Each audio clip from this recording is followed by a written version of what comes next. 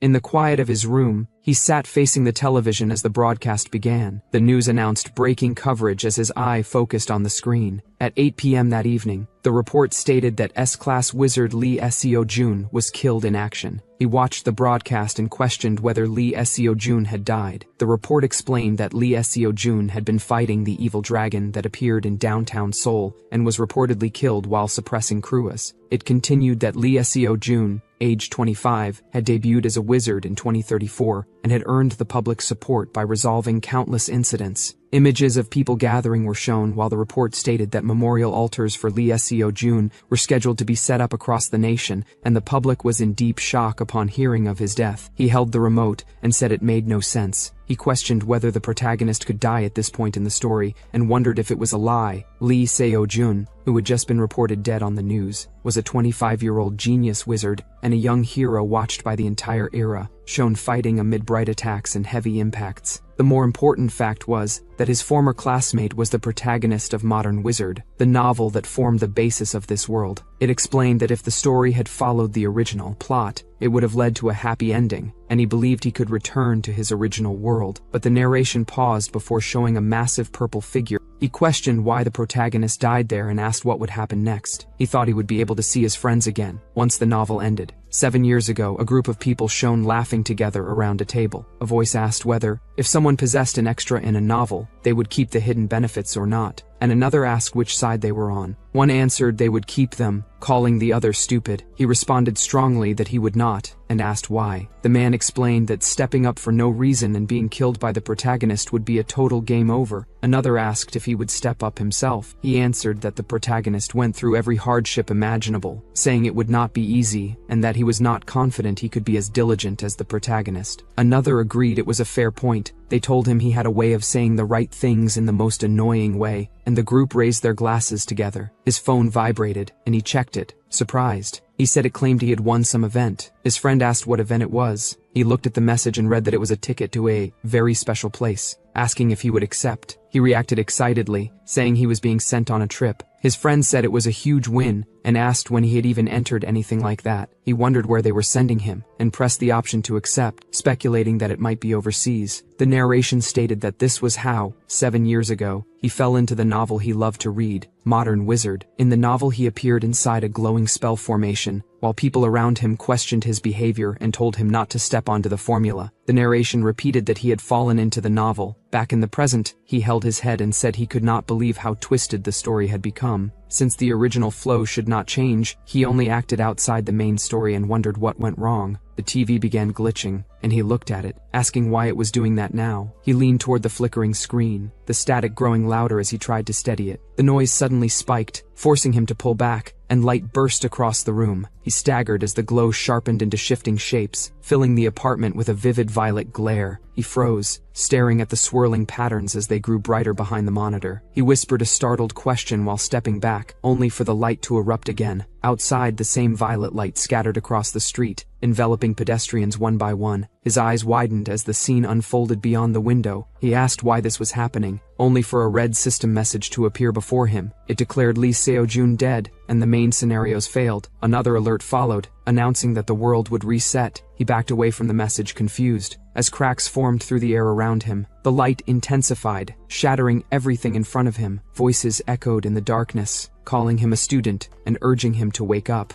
Someone shouted the word again, louder. He flinched as he opened his eyes to find a man calling him continuously. The man demanded to know why he wasn't getting off from the bus, reminding him they were already at the academy. He sat frozen as the bus driver stared at him, asking again if he planned to get off. The driver reminded him they had reached the academy long ago. He blinked, murmured an apology, and hurriedly stood up. As he stepped into the aisle, a thought struck him. He wondered if the driver had really called him a student. He recalled being in his room moments earlier, unsure why he had woken up on a bus. The collapse of the world still lingered in his mind, leaving him questioning whether it had been a dream. He stepped onto the ground, puzzled by the familiar scenery beneath his feet. Shielding his eyes from the bright sunlight, he looked around. The place felt unmistakably familiar. Before him stood the academy he once graduated from. A banner declared the year, 2032. The number felt wrong to him. He stared down at his uniform and tie, disbelief rising. He checked his wrist and froze. His younger body stared back at him. Shocked, he whispered that he had gone back 7 years. A speaker welcomed everyone to the Korea Magic Academy. The announcement continued, stating that the entrance and opening ceremonies would begin soon. Students were asked to take their seats. He stood among the students and noted that everything matched the way it had been 7 years ago. He concluded that at this rate, he had no choice but to accept it. He acknowledged that he had returned to the past. His younger self appeared in his thoughts before he questioned why Lee Seo-jun had died. He scratched his head while wondering about it. According to the original work, there had been absolutely no reason for Lee Seo-jun to die. Images of Lee Seo-jun struggling appeared in his mind. Kruis going on a rampage had matched the original flow, and Lee Seo-jun had succeeded in suppressing him after a desperate battle. He reasoned that this meant there had to be another cause behind Lee Seo-jun's death. He admitted he did not know and sank into his seat. Around him, students filled the hall.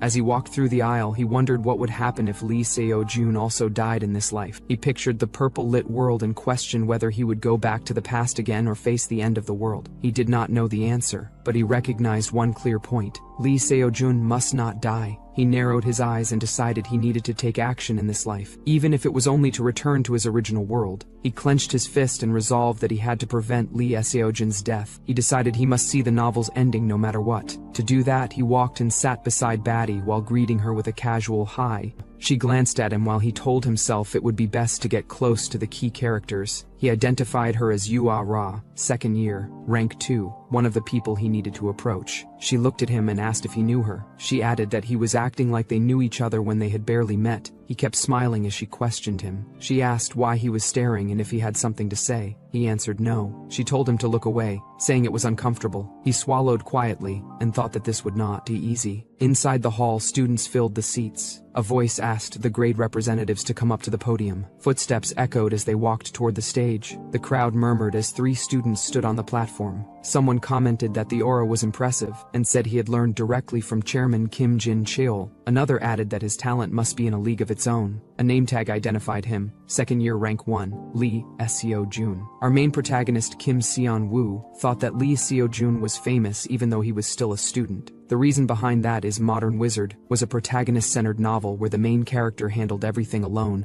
Attention shifted as the freshman top student appeared, and students murmured that she was very pretty. Kim Seon-woo noted that even her smile was probably calculated, since her goal was directing. Another student stepped forward, and the crowd whispered that he had been rank 1 for all 3 years. Kim Seon-woo thought that he didn't look amazing. He didn't know much about that person. He recalled that the senior had very little presence in the original work. The announcement declared the start of the student oath. The representatives raised their hands, beginning with the words that they swear. He glanced toward Ra, only for his hand to heat up. A surge of heat spread from her direction, and he commented that it was hot. He wondered if he should use this moment to score some points and called it pity. She looked back and asked what he meant by calling it a pity. Ra confronts Kim Sun-woo and asks what he thinks he knows, demanding whether he has ever seen others use magic. He admits he has not. When she questions why he is speaking nonsense, he says he can tell just by looking. She reacts in confusion, and he states that he has good intuition, leaving her stunned. She asks if he is kidding, but he answers no. As she grows more agitated, he wonders if his approach is not working and decides to try something else. He tells her she has been worried about her career path lately. She silently wonders how he knows. Reading the name on his uniform, she says Kim Sun-woo. Ra says she remembered his name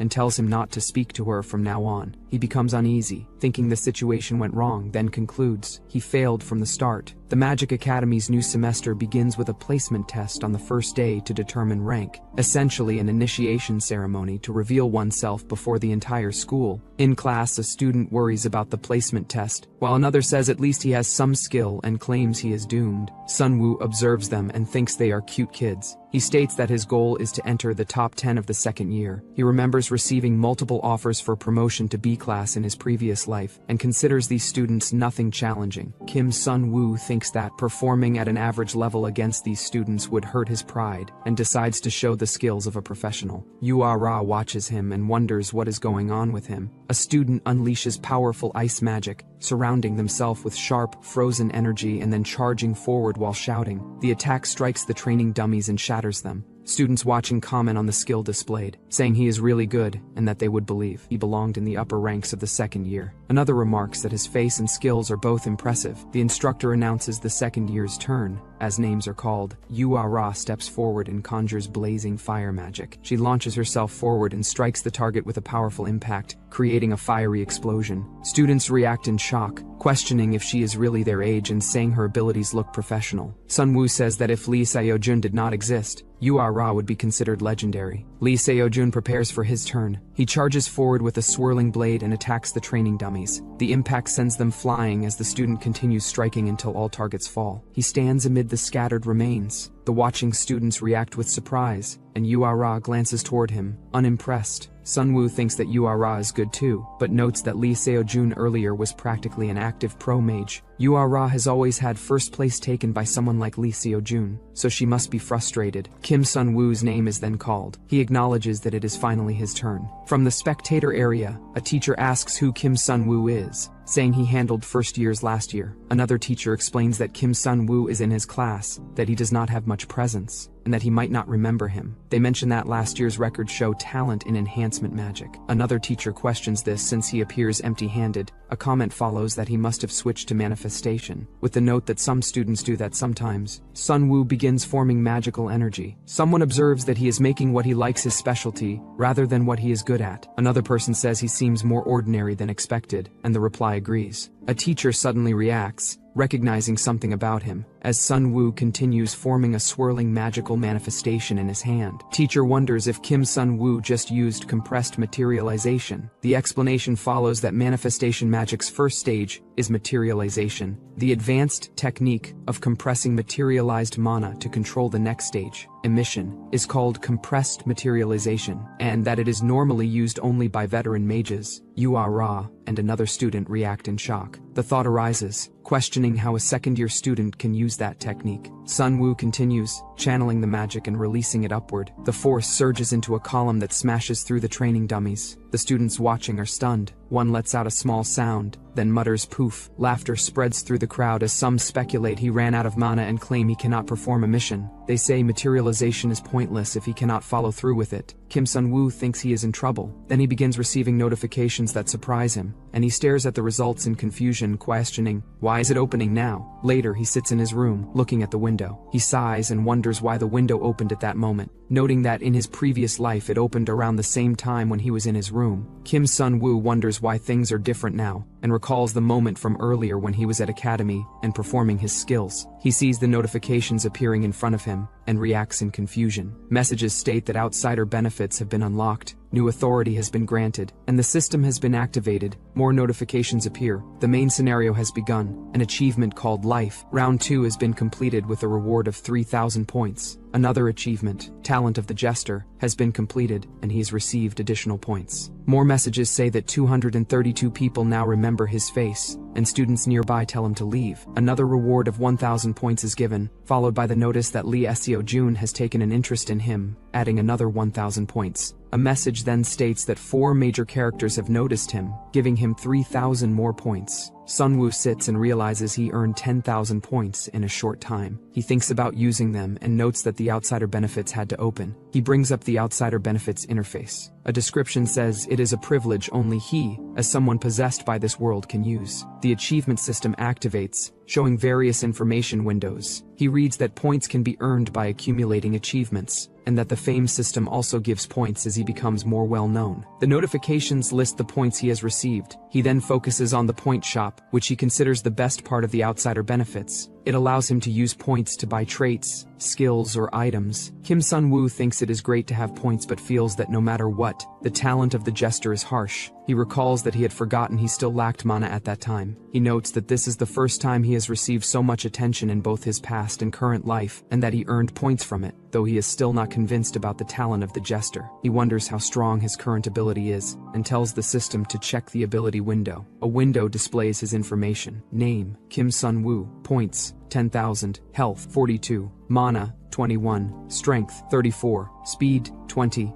Agility, 32. Dexterity, 28. He reacts in shock, wondering how much he invested in his stats before, and realizing they have reset. He questions when he will be able to raise them again, then stops and realizes he can redistribute stats in this life. He recalls that this world has 4 types of magic: enhancement, manifestation, support, and summoning. Enhancement strengthens weapons or the body. Manifestation materializes and projects spells. Summoning and support focus on summoning magic and support magic, respectively. He chooses manifestation as his specialty, thinking that if he is going to use magic, it should at least look cool. Since he is a manifestation type, he decides to prioritize the mana stat. A notification appears stating that 350 people now remember his face, giving him 1,000 points. Kim Sun-woo notices that many more people recognized him in a short time. He realizes that one gesture act increased his points this much. He considers it a good situation, then decides it is a fantastic situation. Another notification appears. 400 people now remember his face, giving him 2,000 points. He wonders how more people know him than the entire school, and then quickly checks his phone. He opens a page titled Forest of the Great Sage, and selects Korean Magic Academy. A post shows a video of his placement test with many comments reacting to it. He notes that he did not expect his test video to become so popular. He finds it embarrassing but appreciates the points and hopes more will come in. As he watches the notifications increase, he focuses fully and thinks that with this, he has achieved full attention. He believes that with this attention, he can earn a lot and buy what he wants. The next day, students whisper as he enters. They identify him as the person from yesterday's video. He walks through the hallway while listening to their reactions. He thinks they should keep talking and looks at the view count of the uploaded test video, seeing that it was worth pulling. Aggro all night. A post title reads Crazy S to Rank Magician Scandal. Comments discuss the video, questioning whether students at the academy are really that bad. One commenter says they have never used magic before, but can tell he cannot do it. Kim Sun-woo watches and thinks he earned another 5,000 points because of it. He walks down the hallway and stops in front of a classroom door. When he enters, students notice him and call his name. A blonde student points at him and calls out to him, saying yesterday was hilarious. The student puts an arm around him, saying everyone laughed after he showed off. Another asks how his mana ran out, and questions whether he got into the academy through money. Kim Sun-woo identifies the blonde student as Park In-hwan. He remembers that Park In-hwan played the crazy one early in the story, and thinks nothing good comes from getting involved, so he should stay put. Park In-hwan calls him and says that from today his name is Troublemaker, telling him to come when called. He warns that otherwise school life will be hard for him. Lee tells Park In-hwan to stop, and asks Park In-hwan if he was not told not to bully others. Park In-hwan sighs and says that the genius everyone watches, Lee Seo-jin, seems to want to play hero, while ordinary students just... Park In-hwan says that ordinary students should just follow along quietly. Lee Seo-jun calls his name. Park In-hwan looks back as Lee Seo-jun stares at him. Park In-hwan then tells his group to go and walks away with them. The door closes loudly as Kim Sun-woo watches. Lee Seo-jun approaches and asks if he is okay. Kim Sun-woo answers that he is fine. Lee Seo-jun confirms his name and mentions the video from yesterday. Kim Sun-woo responds that he is fine. Kim Sun-woo suddenly reacts and thinks he cannot take the pressure. He notes that the video is already spreading a lot. Lee Seo-jun tells him not to worry too much and says the malicious spreader is at fault. Kim Sun-woo agrees. As Lee Seo-jun starts to leave, Kim Sun-woo calls out to him and asks him to team up with him. Lee Seo-jun responds with confusion. Kim Sun-woo explains it is for the first class of the semester and that they will be on the same team. Lee Seo-jun questions why it has to be him. Kim Sun-woo approaches and tells him it will be good for him as well. Lee Seo-jun reacts with confusion, asking why he would do that. Sun-woo leans closer and says it will be good for him too. Seo-jun thinks for a moment, then apologizes, saying he never really considered Sun-woo a teammate. Sun-woo insists and tells Seo-jun there are 2 reasons he must team up with him. Seo-jun asks to hear them. Sun-woo explains the first reason. He is ranked dead last in the entire second year. Seo-jun questions whether that even counts as a reason. Sun-woo reminds him that joint tests have handicap scores. If the top ranker teams with the last place, their combined score becomes higher. Seo-jun acknowledges that it makes sense, but thinks the risk is still too high. Sun-woo moves to the second reason. He says Yuara has already picked 2 low-ranking students for her team. Seo-jun reacts with surprise. Sun-woo continues, explaining that Yuara specializes in AoE magic, so she will be fine even with 2 deadweights slowing her down. Lee Seo-jun considers the explanation and acknowledges that it is true. Kim Sun-woo raises 3 fingers and says the third reason. Lee Seo-jun reminds him that he previously said there were only 2 reasons. Kim Sun-woo states that the third reason is himself, adding that he is actually skilled for someone in last place. Lee Seo-jun laughs and tells him he is hilarious. He agrees to team up but adds one condition. Kim Sun-woo reacts with confusion. Lee Seo-jun states that he will choose the rest of the team members and asks if Kim Sun-woo minds. A message appears stating that the character Lee Seo-jun is deeply intrigued, followed by another message noting that Kim Sun-woo has acquired 2,000 points as a reward. Kim Sun-woo accepts the condition and says it sounds good. Later in class, the instructor explains that the origin of magic traces back to the 14th century, and that the system once consisted of only 2 types. The instructor adds that the old 2-system structure eventually collapsed. She asks the class for the reason. Kim Sun-woo raises his hand. The instructor calls on him. Kim Sun-woo answers that it was Hui Jium, the first reinforcement type, mage, who appeared in the 18th century. The instructor confirms that the answer is correct and praises his work. The instructor continues explaining that the appearance of Hui Jium shocked medieval mages who supported manifestation-type magic. Manifestation mages of that time could not match Hui Jium at all. From that point onward, research into reinforcement-type magic expanded rapidly. Kim Sun-woo listens silently. Kim Sun-woo thought that classical magic theory and complex formulas are challenging even for Lee Seo-jun. Kim Sun-woo reviews his notes, thinking that the material is difficult for others but not for him. The outsider's perk provides all the basic information and even interprets it, making him more confident than anyone else during written exams. He finishes writing energetically. Other students whisper among themselves, wondering who he thinks he is, and mocking the mention of Hermione. Some question the point of listening to him when he ranks last. Sun-woo internally tells them to speak up if they are jealous. The class ends, and the instructor wishes everyone a pleasant lunch break. Students begin leaving the room. As Sun-woo walks out, someone calls his name. He turns toward the voice. Lee Seo-jun approaches him and suggests they grab lunch together to celebrate becoming teammates. They head to the cafeteria, pick up their trays of food and walk through the dining area. Seo-jun points out an empty seat. A student waves both hands excitedly and calls out to Seo-jin, and Sun-woo recognizes him as Shin Young-jin. Seo-jin joins Young-jin at the table. Young-jin explains that teaming up with top rankers results in low scores and comments that it seems the top students have split up this time instead. Shin Young-jin recognizes Kim Sun-woo and says he saw the video. Sun-woo confirms. Young-jin asks when Sun-woo and Lee Seo-jun became close. Seo-jun answers that it was just earlier and says they decided to go dungeon exploring together the day after tomorrow. Young-jin reacts with surprise. Seo-jun tells him that even without the last place handicap, Young-jin's team could take first place. Young-jin questions why they bothered.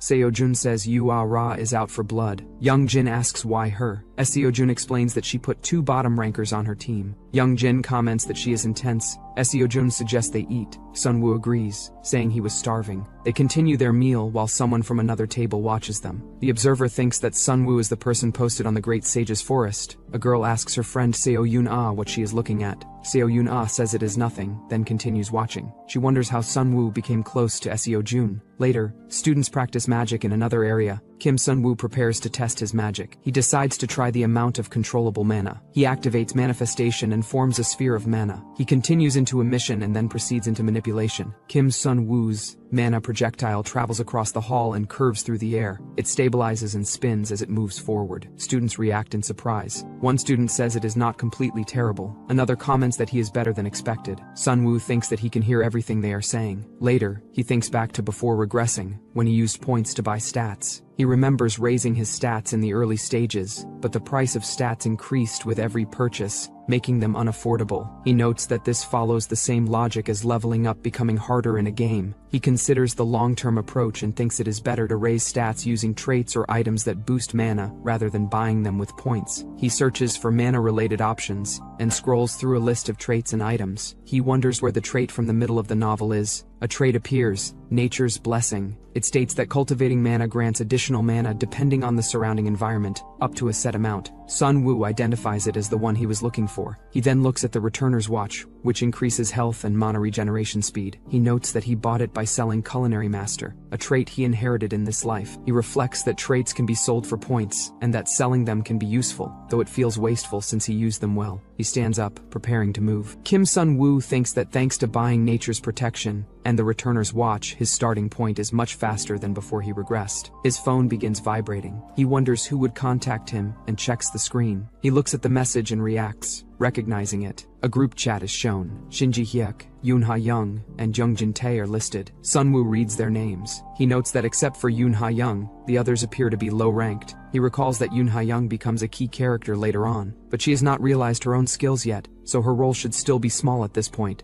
A message appears in the chat asking everyone to share their main specialty, explaining that some may not know each other's abilities. Shinji Hyuk writes that he uses support magic with manifestation magic as a subspecialty. Yoon Ha-young writes that she uses manifestation magic with ice as her element and support magic as her subspecialty. Jung Jin-tae writes that he uses enhancement magic and that his subspecialty is manifestation magic, but he is not good at it. Sunwoo adds that he uses manifestation magic with no element. Another message from the group states that everyone in the academy already knows he uses manifestation magic. Sunwoo reacts to the message and replies that he is just letting them know. He decides that they will set Lee Seo-jun as the main, and the rest of them will provide support. He thinks that if they want first place, they need to perform better than Yuara's team. He wonders who Yuara chose for her team. Students practice magic outdoors, launching their mana outward. An instructor tells a student that he is focusing too much on control and neglecting the release, advising him to put more power into his mana and let it fly faster. He responds in acknowledgement. Nearby,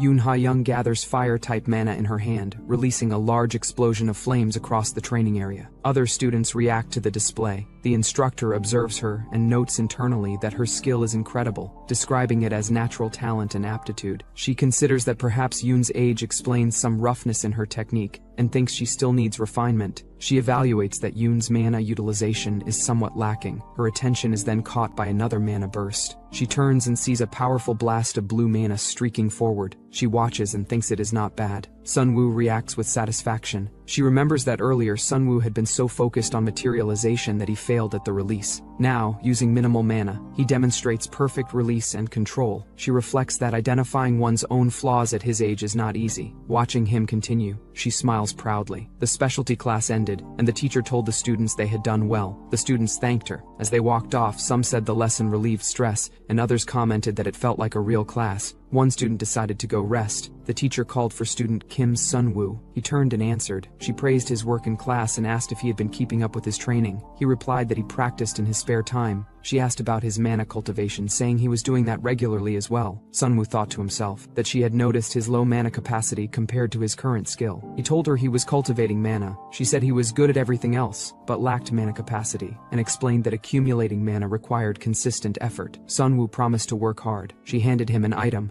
explaining it helped with mana breathing and maintaining his condition. Sunwoo hesitated and asked if it was really okay for him to accept it. She told him not to feel burdened. She added that it was just an F-rank item for practice that did not cost much. Sunwoo accepted it and said he would use it well. She reminded him that class was over and he should get going. Sunwoo walked away humming about the unexpected gift. Ahead, he noticed someone and wondered if it was who he thought. Yoon Ha-young leaned against a wall. She called out to him, addressing him as Kim Sunwoo. He asked if it was okay for her to speak to him after telling him not to talk to her the day before. She stayed silent. Yoon Ha-young told Sunwoo she heard he was in the same group as Seo-jun this time. Sunwoo asked how she knew. She said it looked like he was trying to leech off the top-ranked Seo-jun. She pointed at him and said that even so, first place would be hers this time, telling him to get real. She turned and left. Sunwoo wondered why she was so sensitive. On Thursday morning, students gathered near the dungeon gates. Sunwoo ran up, relieved he arrived in time. Lee Seo-jun said it was the first time their group was all together. He encouraged everyone to do their best for the first semester, and the others agreed. One student commented that their team was unique, since they had both the first place and last place students together. Sunwoo wondered if it was sarcasm. The boy asked if Sunwoo could handle things, reminding him he couldn't cast a single spell during the last test. Sunwoo realized he was being sarcastic. Another boy said that since Seo-jun brought Sunwoo,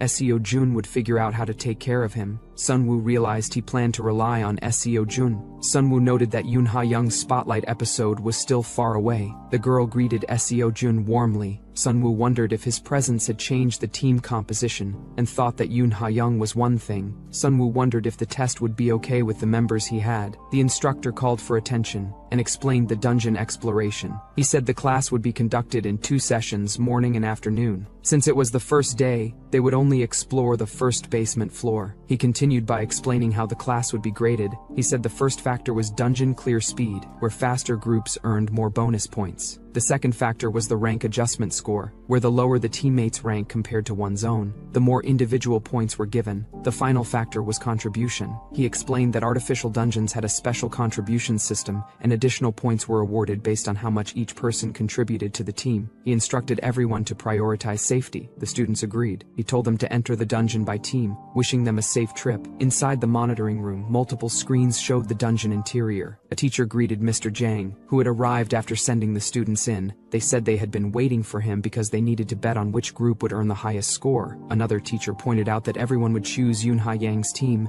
and she admitted she had picked Group 7 as well. One teacher said the bet was off, but another activated the system and declared the bet on and explains that she is betting on Group 3 where Seo Jun is. Another teacher notes that although Seo Jun and Yu Ah-ra, or say Yoonha Yang's both form teams with low-ranked students, the situations differ. He states that Seo Jun's teammates are unstable, and that Seo Jun has limits as an enhancement type. The teacher acknowledges that enhancement magic is specialized for one-on-one combat, making it difficult to handle multiple enemies without team support. She observes Yu Ah-ra, who specializes in area of effect magic, and has already reached the middle of the first floor. She says she still believes in the possibility of the lowest ranked team rising, and suggests watching to see who wins the bet. Inside the dungeon, Seo Jun defeats a wolf-type monster. Sunwoo and the others move forward as a group. One teammate comments that Seo Jun fights well. Another notes that they are already halfway through. They discuss what the first floor boss might be, assuming it will be a weak creature. The girl says that a boss may still be strong and asks Sunwoo what he thinks will appear. Sunwoo responds that a giant wolf will appear. A teammate asks how he knows that. Kim Sunwoo claims he has his own methods, leaving the student remembering that he has experienced Sunwoo's tricks before. The student privately judges Sunwoo as a habitual liar. While Sunwoo dismissively tells him to believe it or not, student laughs loudly, provoking him and insists he does not believe Sunwoo. Seo Jin stops the growing argument and urges the group to move faster. The student named Young Woo agrees, and the group continues walking. After a short while, Seo Jin suddenly stops, and the others question him. They tease him about being scared, but Seo Jin calmly states that something is on the ground. The group turns their attention downward, noticing a glowing formation.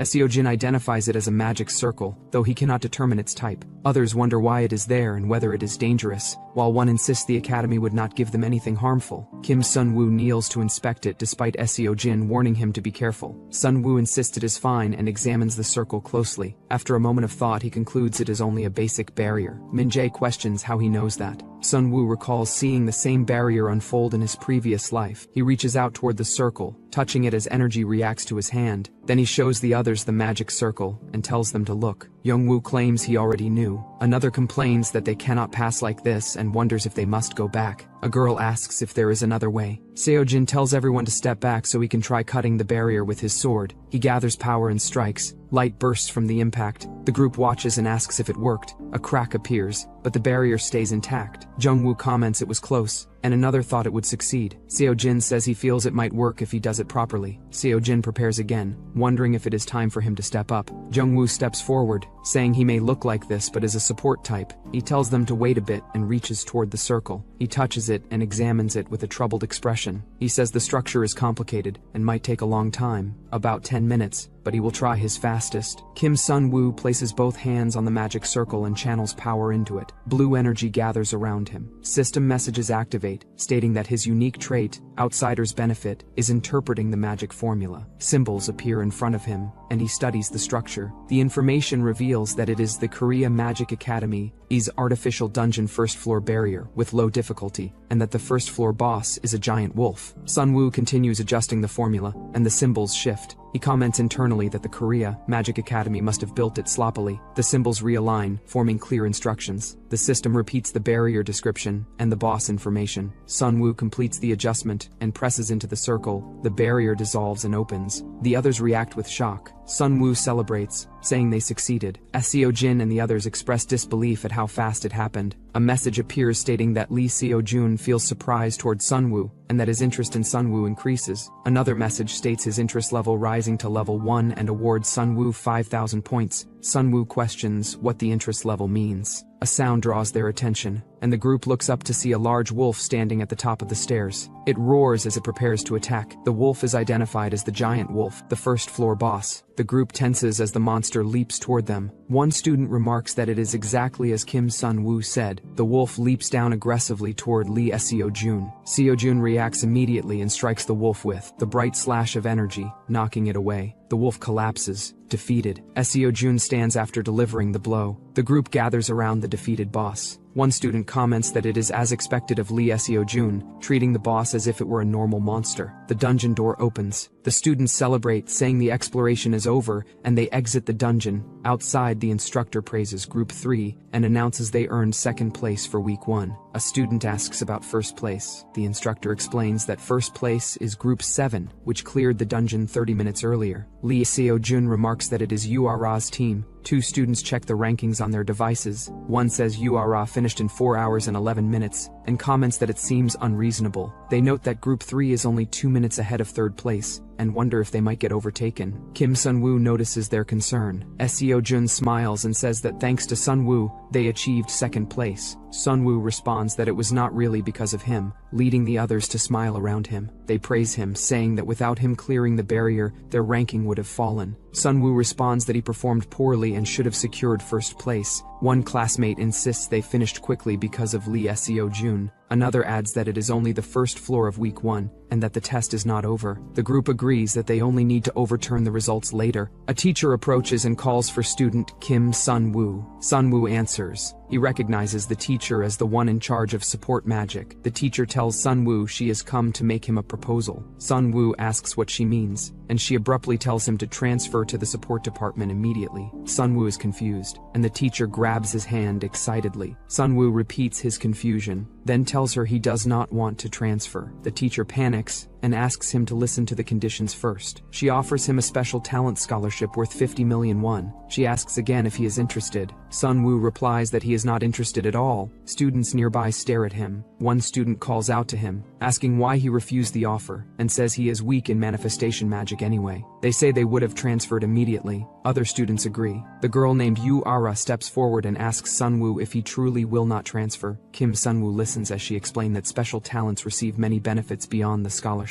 Sun-woo thanks her but says he will continue with manifestation magic. Ara looks surprised. The scene shifts to the academy building, where a girl walks through the hallway. She notices someone and pauses. She calls him Senior Kim Shin-wook. He corrects her, saying his name is Kim Sun-woo. She laughs and apologizes. She asks why he is cleaning. He says the place was dirty, so he cleaned it. She comments that he is nice and wishes him a good day before leaving. As she walks away, she thinks that what he is doing is pointless. Sun-woo receives an achievement notification called The Small Bride, along with a reward of 1,000 points. He wonders how he is supposed to explain earning that achievement. He finishes cleaning and leaves the hallway, as Lee Seo-jun watches Sun-woo from behind a wall with a slight smile, like he's interested in Sun-woo or something. At the lecture hall, it is filled with students as the instructor explains that many types of monsters exist. An image of a beast-type monster is projected beside him. He continues describing categories such as humanoid, beast, and flying types, then states that the most dangerous among them are the demonized. He asks why demonized beings are dangerous. Sun-woo answers that unless they drop their disguise or go berserk, they are indistinguishable from humans. The instructor agrees, adding that they drink human blood and control monsters, calling them absolute evil rooted in society. He explains that ordinary people cannot identify a demonized being without equipment, though under certain conditions their eyes turn black. Sun-woo listens. Startled at the mention of demonized beings, he remembers that in his previous life at this time in the upcoming weekend's episode, the demonized appear for the first time, including one defeated by a student none other than Lee Seo-jun, which becomes news. Sun-woo thinks the protagonist will handle the situation but considers checking for danger nearby. He then worries about needing money if he plans to follow Lee Seo-jun's outside activities. Sun-woo meditates in training. He concentrates with swirling green energy surrounding him, focusing as energy gathers around his chest. He continues until mana screens appear around him while he remains seated in meditation.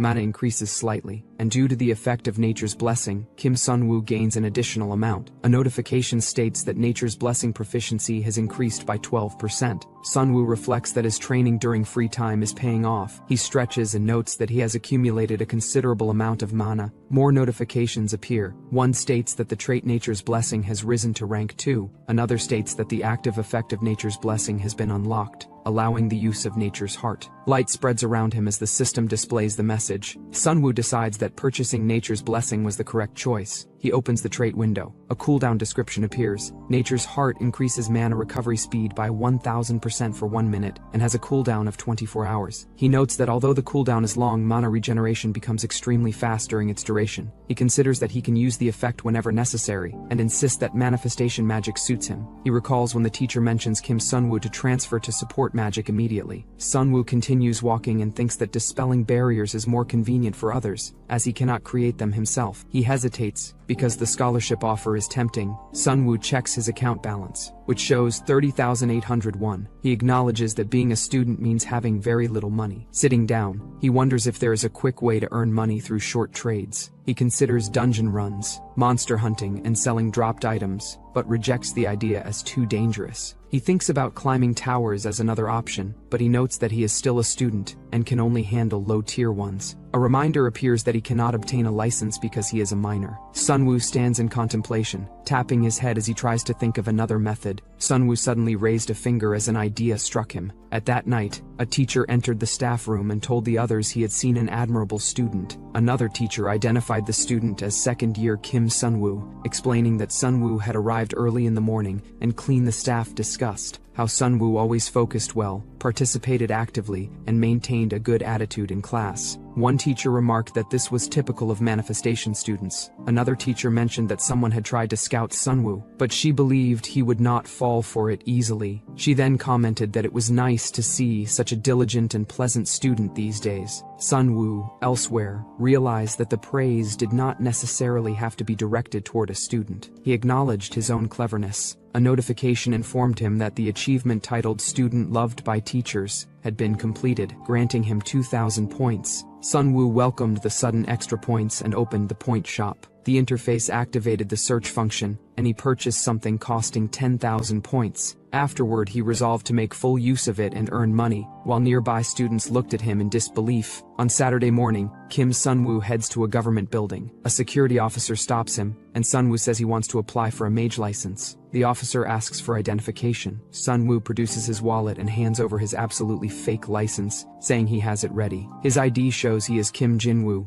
age 25, grade C. The officer examines the license, checks it with a device, and waits as the verification process runs. The machine displays the data and confirms grade E wizard, Kim Jinwoo, age 25. The man smiles and says it is nice to meet him. Sunwoo notes that the test was tougher than expected. Sunwoo thanks and recalls a memory of himself observing carefully while system shows him the information of new and helpful for creating his own ID. He returns to the system screen, where the point shop shows an option to set ID details and issue a wizard license at the same time for 10,000 points. With a purchase limit of 2, Sunwoo presses claim. The system projects a glowing license. Explanations appear stating that wizard licenses in this world are special because they contain a unique magical formula that prevents forgery. Sunwoo acknowledges this and thinks that using magic glasses give him Clark Kent ability so that no one can recognize him, as his disguise will be perfect. Sunwoo steps across the floor and thought that he must clear the tower and then use the shortcut to the 9th floor. He checks the time and confirms that Lee Seojin will fight the boss at 8 p.m.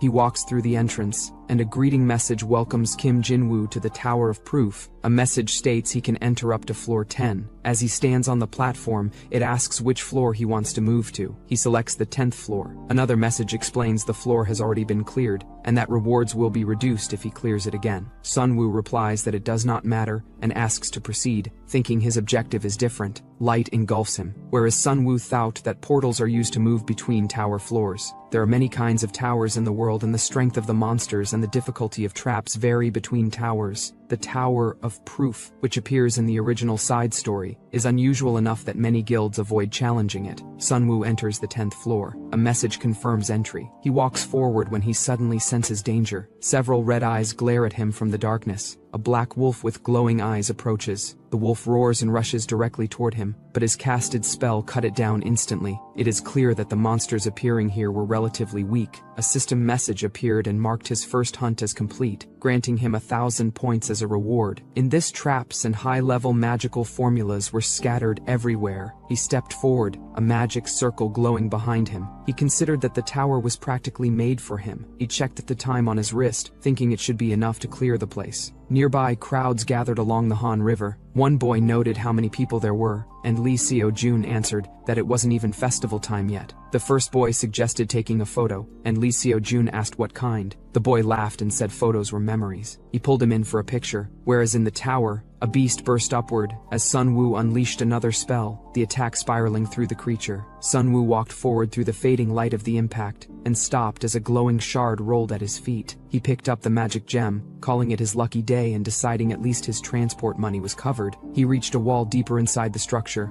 tapping along the surface and saying it should be around here. He found a faint glow and reached toward it. Light spread across his hand as hidden formulas activated around him. The system messages faded, and Sunwoo stepped through the glowing doorway as light washed over him. The reward notifications echoed behind him, while he entered the hidden floor of the Tower of Proof, the imaginal world. The tower reacted immediately. The mana of mystery stirred like a rising tide. Warm radiance burst across his vision. A sprawling dreamlike garden stretched ahead, filled with towering statues, hanging vines, and drifting petals. Sunwoo paused at the entrance as another achievement notification appeared, awarding him more points. He looked around, unsure, wondering if this was all there was. But a strange orb of knowledge drifted overhead, whispering that those who climb the Tower of Proof must be judged. A statue's eyes lit with golden light, its voice resonating through the air as it asked him to prove himself. The statue raised a hand, and its gaze sharpened. Sunwoo braced instinctively. The moment he moved, light sliced downward, and he dodged with a sharp breath. Mana surged behind him, gathering at his palm as he swung upward to counter the looming force. The sky bloomed with shimmering bursts as tiny winged creatures stirred, their laughter scattered like chimes carried by wind. Sunwoo slowed at the sight of dozens of flower fairies drifting from the garden's blossoms. They circled him playfully at first, but the glint in their eyes shifted. The fairies' grins twisted into something hungry. He quickly assessed them.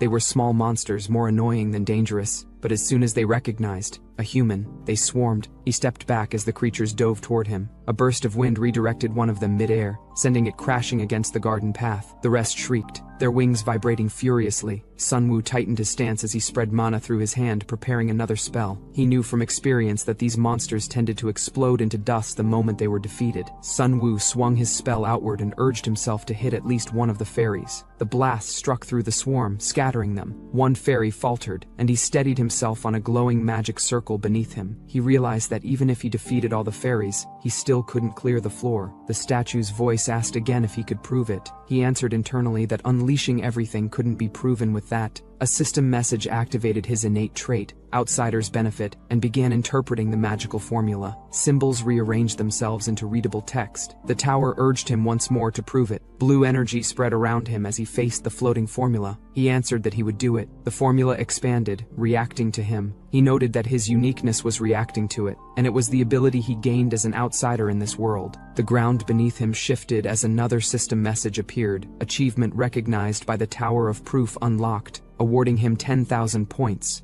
Light engulfed him as he arrived in a chamber with towering statues. A message declared that the Tower of Proof bestowed a blessing upon him. Another message granted him the adaptive trait, Tower's Proof.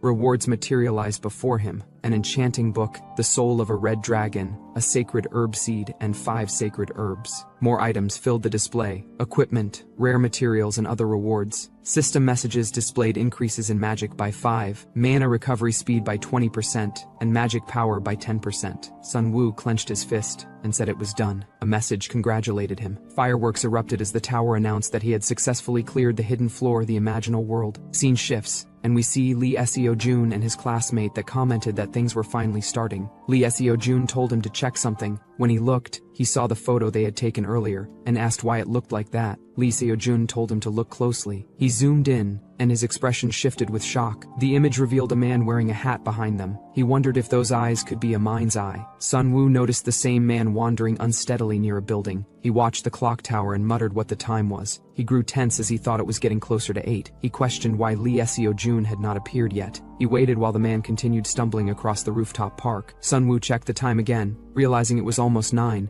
and wondered if he had to intervene himself. He reminded himself this was part of the main story, not a side quest. If he handled it wrong, he could break the plot. As the man swayed forward, a student ran toward him and asked if he was all right. Red markings spread across the man's body as his eyes glowed. He slowly turned toward the student. Sunwoo silently murmured no, as he saw blood splatter across the ground. The injured student collapsed, choking and coughing as the man tightened his grip around him. The man's eyes glowed red as he swung violently, tearing into the student and throwing him aside. He struck again, crushing him with repeated blows until the body fell limp. Dark energy surged through him as his muscles swelled and his form twisted. A girl nearby screamed as the transformed man turned toward her. His body expanded again, crackling with dark power. People watching from a distance identified him as a demon and said he had gone berserk. Some urged others to call for help and report it immediately. Sunwoo grabbed his staff, thinking there was no time to hesitate. He ran forward. He then thought to forget the stick and focused on saving the people first. The boys who reported the photo spoke to an officer who confirmed their report. The officer examined the image and stated the eyes belonged to a person without a doubt. He identified himself as Wizard Association Counterterrorism Special Force Agent Jonghyun Soo. The agent reviewed the photo and confirmed it was taken nearby. The two boys answered that it was. He assessed the situation, calling it a disaster with crowds gathered because of the festival, adding that the creatures became stronger the more blood they consumed.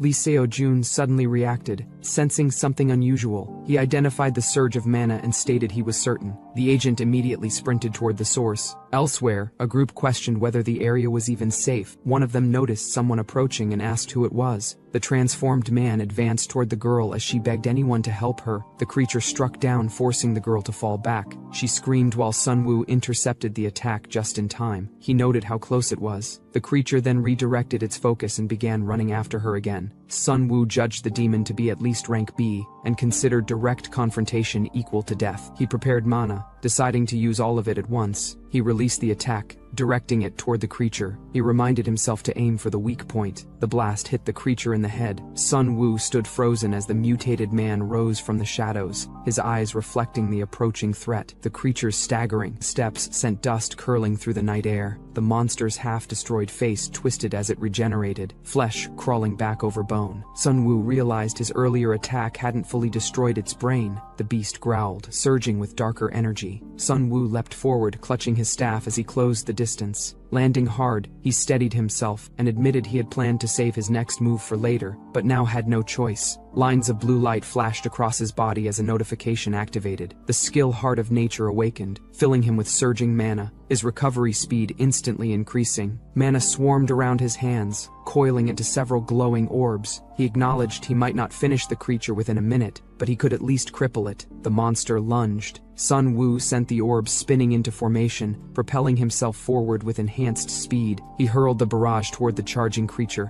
driving it back with repeated blows of concentrated mana. Sunwoo extended his hand again, releasing another surge. Multiple blasts struck the monster's face, hammering its head and staggering it further. Then he urged the creature to try blocking it. The creature raised its arms to defend as he declared he was aiming only for its head. The monster roared as the strikes hit. Sunwoo noted that his attacks were working, and thought that if he kept this up he could finish it. A sudden flicker of light leaked from his chest, and he reacted with surprise as the mana within him trembled. He realized that a minute had already passed.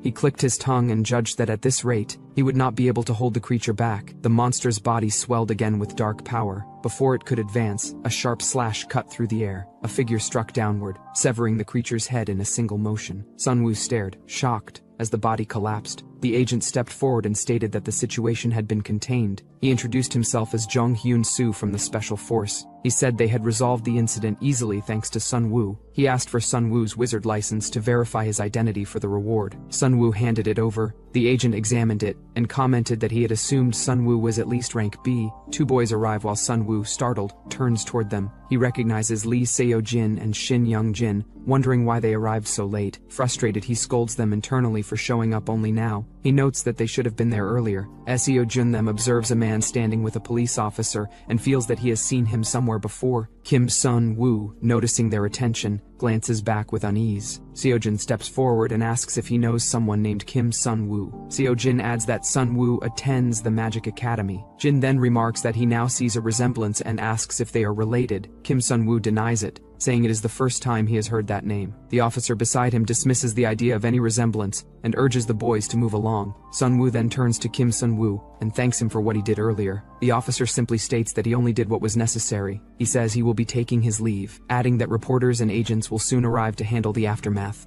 Sun-woo thanks him, saying his life was saved. Later, as Kim Sun-woo walks away, a notification appears before him. It states that he participated in the subjugation of the B-rank villain Jang Han. Kim Sun-woo pauses, surprised, and questions how he ended up being counted in the subjugation. He thought, isn't it deviating too much from the original story? System window shows that he has been rewarded with points, and that his causality has increased. He reads the explanation of causality, learning that it is gained by resolving key events, and that authorities can be activated by consuming it. He considers the change, realizing it occurred because of his intervention. As he reflects, he recalls that in the original timeline, Lee Seo-jun died without his involvement. He wonders if the rise in causality means he can save him this time. Another window opens, listing authorities that unlock with higher causality. He studies the information carefully, recognizing that reaching a high enough value would allow him to accomplish anything he desires. The thought leads him to imagine returning to the real world. A memory surfaces of himself surrounded by friends in the past, reacting with excitement. When the memory fades, he steadies himself. The conclusion becomes clear to him. There is no reason to hesitate. He resolves to intervene actively, deciding that protecting Lee Seo-jun and gaining more causality must become intentional actions rather than coincidences. A notification arrives with his monetary reward for the subjugation. He acknowledges it with brief surprise and decides that bringing the evidence back to the dorms would have been troublesome, so the quick reward is convenient. Thinking about the day he has had, he considers using the money to rest properly. He travels to the Wizard-exclusive hotel owned by the Hansung Group. He recalls the group's worldwide influence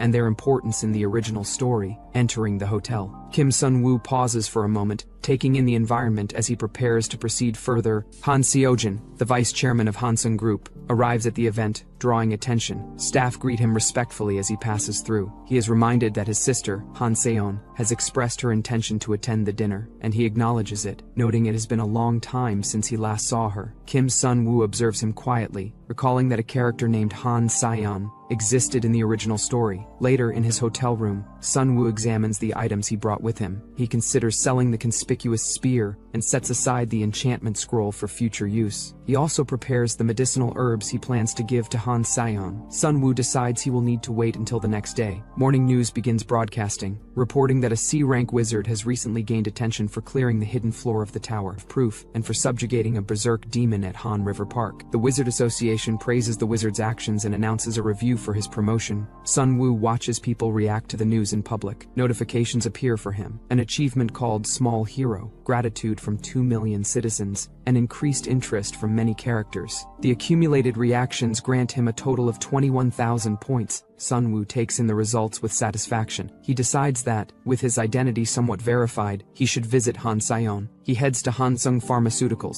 People around him recognize him from TV and whisper about his appearance. Sun-woo notes that being famous feels good. He stops when he notices an older man approaching. He recognizes him as Jang Soo-gi, the sword of the Hansung family, and an S-rank wizard. Sun-woo questions why an S-rank appears as soon as the door opens. Jang Soo-gi also recognizes him as the person from the news. Sun-woo introduces himself as Kim Jin-woo and states that he wants to sell medicinal herbs obtained from the tower, requesting requesting a personal appraisal from the director. Inside the office, Han Se-yeon receives him. She remarks that it is interesting to be visited by the person currently receiving public attention, and finds the item he brought even more intriguing. She examines the herb and identifies herself as the youngest daughter of the Hansung group. She senses energy from the plant but notes that it lacks the mana stems normally found in medicinal herbs. She explains that it is difficult to handle yet clearly exceptional. She asks how he discovered its efficacy. Sun Woo answers that he has studied medicine for a long time. He thought that the sacred herb is a special medicinal ingredient that greatly amplifies the efficacy of other ingredients but has no effect by itself. Also, processing the herb is extremely difficult, and that no one currently has the ability to handle it properly. He concludes that the best option is to entrust it to a genius pharmacist. She remains unsure but focuses on the herb itself, and asks if Kim Sun-woo has specific conditions. Sun-woo raises his hand and states his terms: an advance of 500 million won,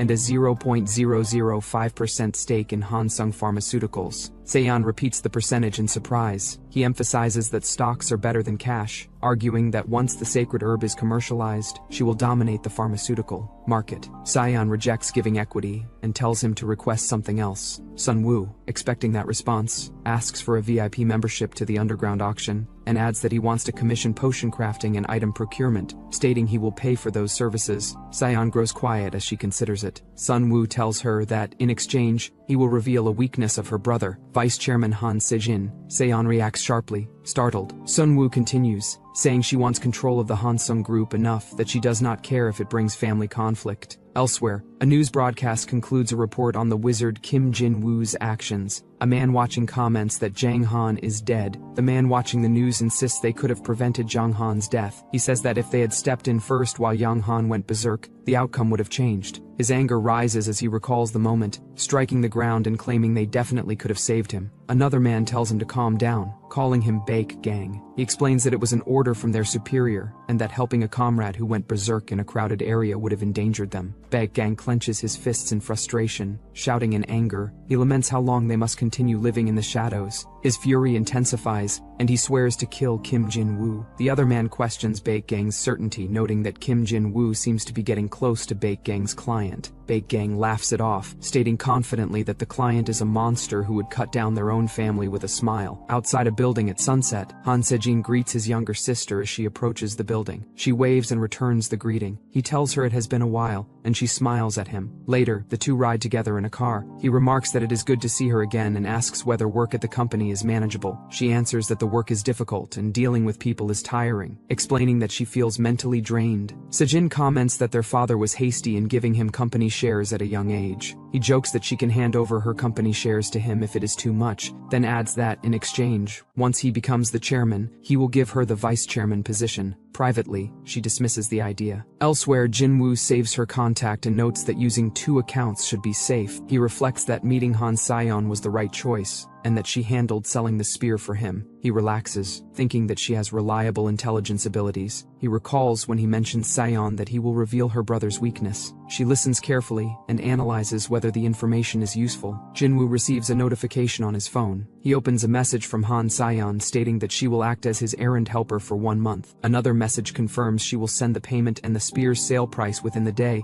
and she asks if he needs anything else. The system notifies him that her trust has increased and awards him points. Sun-woo looks at the screen in mild surprise. Kim Sun-woo looks at his phone and notes that the reply arrived faster than he expected, which works in his favor. He sends a request for potion crafting and an entrance ticket to the underground arena. Han Se-yeon replies that potion making takes time and that she will contact him when it is ready. Sun-woo confirms the deal and considers extending the arrangement later. Still posing as Kim Jin-woo, he thinks about how much the demons trouble him and recalls that the original novel contained a revenge storyline. Since he has saved enough points, he opens the shop's search function for sense-related traits. The results display 3 options, including a trait that detects killing intent within a radius. He checks its description and sees the high price. He acknowledges how expensive it is, but decides that he still needs it. Viewing the purchase as necessary for survival, he buys the trait. A few days later, Se-yeon delivers the potions he requested, explaining that they were made using divine herbs, and that the amplified effects also increase the side effects. Sun-woo, as Jin-woo receives them, checks the details of the mana elixir and examines its quality, noting that it appears to be in good condition.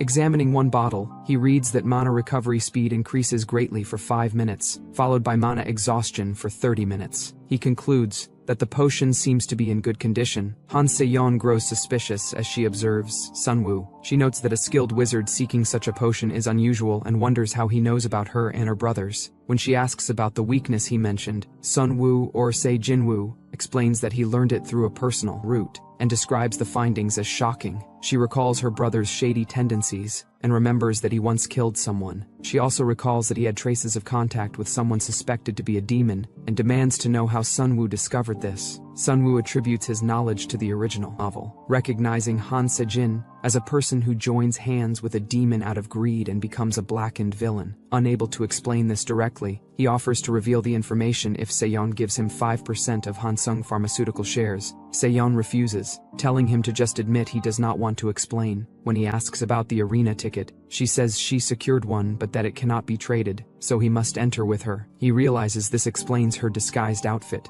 She asks what he plans to do in the arena, and he simply intends to multiply the money he earned. Se-yeon reacts sharply, suspecting he will gamble everything. When he answers yes, she calls him crazy and declares their deal over after the month. A notification appears stating that Han Se-yeon is greatly disappointed, and Sunwoo's interest level with her drops significantly. He notes how disappointed she is but decides it does not matter. He picks up a rabbit mask and puts it on, thinking that by the time they leave the arena, he will gain even greater trust. He and Han Se-yeon head toward the guarded entrance. The guards acknowledge their arrival and check their access. One guard recognizes Sunwoo as a very important person member and welcomes him back. Sunwoo suddenly stiffens when he sees a man approaching. He internally identifies the man as Ha Ryung, an S-rank demon and top-tier villain. He realizes Ha Ryung's presence makes sense, since Ha Ryung is the organizer of the arena. Ha Ryung greets them politely and hopes they enjoy their time. Sunwoo watches him leave and reminds himself to avoid involvement. They continue walking until the arena interior becomes visible. Noise fills the space as a large crowd gathers, cheering from above. Han Se-yeon comments on the number of people in the excited atmosphere. Sunwoo explains that it is probably because of Yang Hong-soo. Se-yeon reacts with confusion at the name. Sunwoo describes the man as the most popular fighter at the moment, a wizard who has held the champion title for 3 years and whose combat ability is practically a rank. Besides Sunwoo, Han Se-yeon remarks that they won't earn much because everyone bets on the champion. Sunwoo then explains that to make money, a different approach is needed. Sunwoo raises his hand and says he will place a bet. The staff member tells him to proceed. Sunwoo states an amount, 530 million. He instructs them to put the entire 530 million on Yang Hongju's opponent. Se-yeon reacts with surprise and questions why he is comfortable with that decision. Sunwoo asks who Yang Hongju's opponent is. She repeats the question, shocked. Whereas, Ha Ryung is informed about the situation. He hears that a guest has wagered 530 million on Yang Hongju's opponent. He asks what kind of person made the bet, and the subordinate reports that the individual wore a rabbit mask identifying him as the very important person seen earlier. Ha Ryung observes that such an amount would be pocket change for someone wealthy, and wonders if the gambler is simply a rich person with questionable taste. Elsewhere, someone bursts into the room, calling out Kim Jin-woo's name and asking if he appeared at the underground arena. Baek Gang suddenly reacts in surprise, calling for Kim Jin-woo and questioning his appearance at the underground arena. Informer explains that the rookie participated in the event with Han Se-yeon. Hearing this,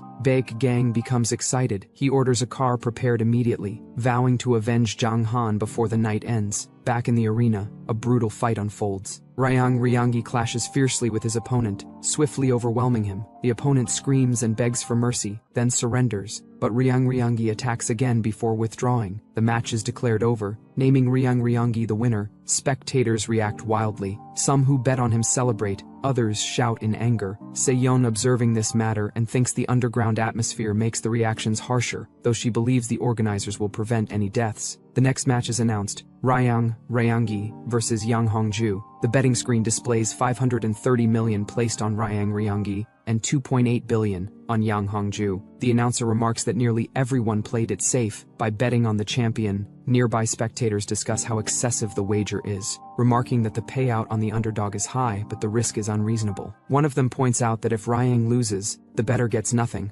calling it foolish. Sunwoo ignores their chatter, privately calculating that if things go as planned, he will multiply his money nearly 6-fold. Inside the arena, the champion, Yang Hongju, prepares for the fight, his physique drawing attention as the announcer declares that the fighters are entering. Ryang walks in next, drawing stunned reactions. Sunwoo realizes that Ryang is much thinner than expected and assumes it is because he has not fully grown yet. He reflects inwardly that money is not the only reason he came. In his mind, he recalls information about John, the villain group important to the main story, and how Ryang eventually joins them. This is why he wanted to see Ryang fight at least once. Some spectators wonders who is that guy who placed the massive bet on him, but Sunwoo reassures himself with knowledge from the original novel. As the match begins, Ryang surveys his opponent and quietly notes that the overall level here is too low. Feeling reluctant, Yang Hongju declared that he would end the battle quickly. As he charged forward surrounded by energy, he dropped toward the grate, while his opponent waited below. Yang Hongju lunged forward with speed, but Ryang slipped past him. He exhaled as he moved, then Yang Hongju struck him hard. The impact sent Ryang flying back, smashing into the wall. Ryang steadied himself near the entrance while the opponent approached. Spectators reacted excitedly, and Sunwoo muttered in uncertainty, questioning whether Ryang could win.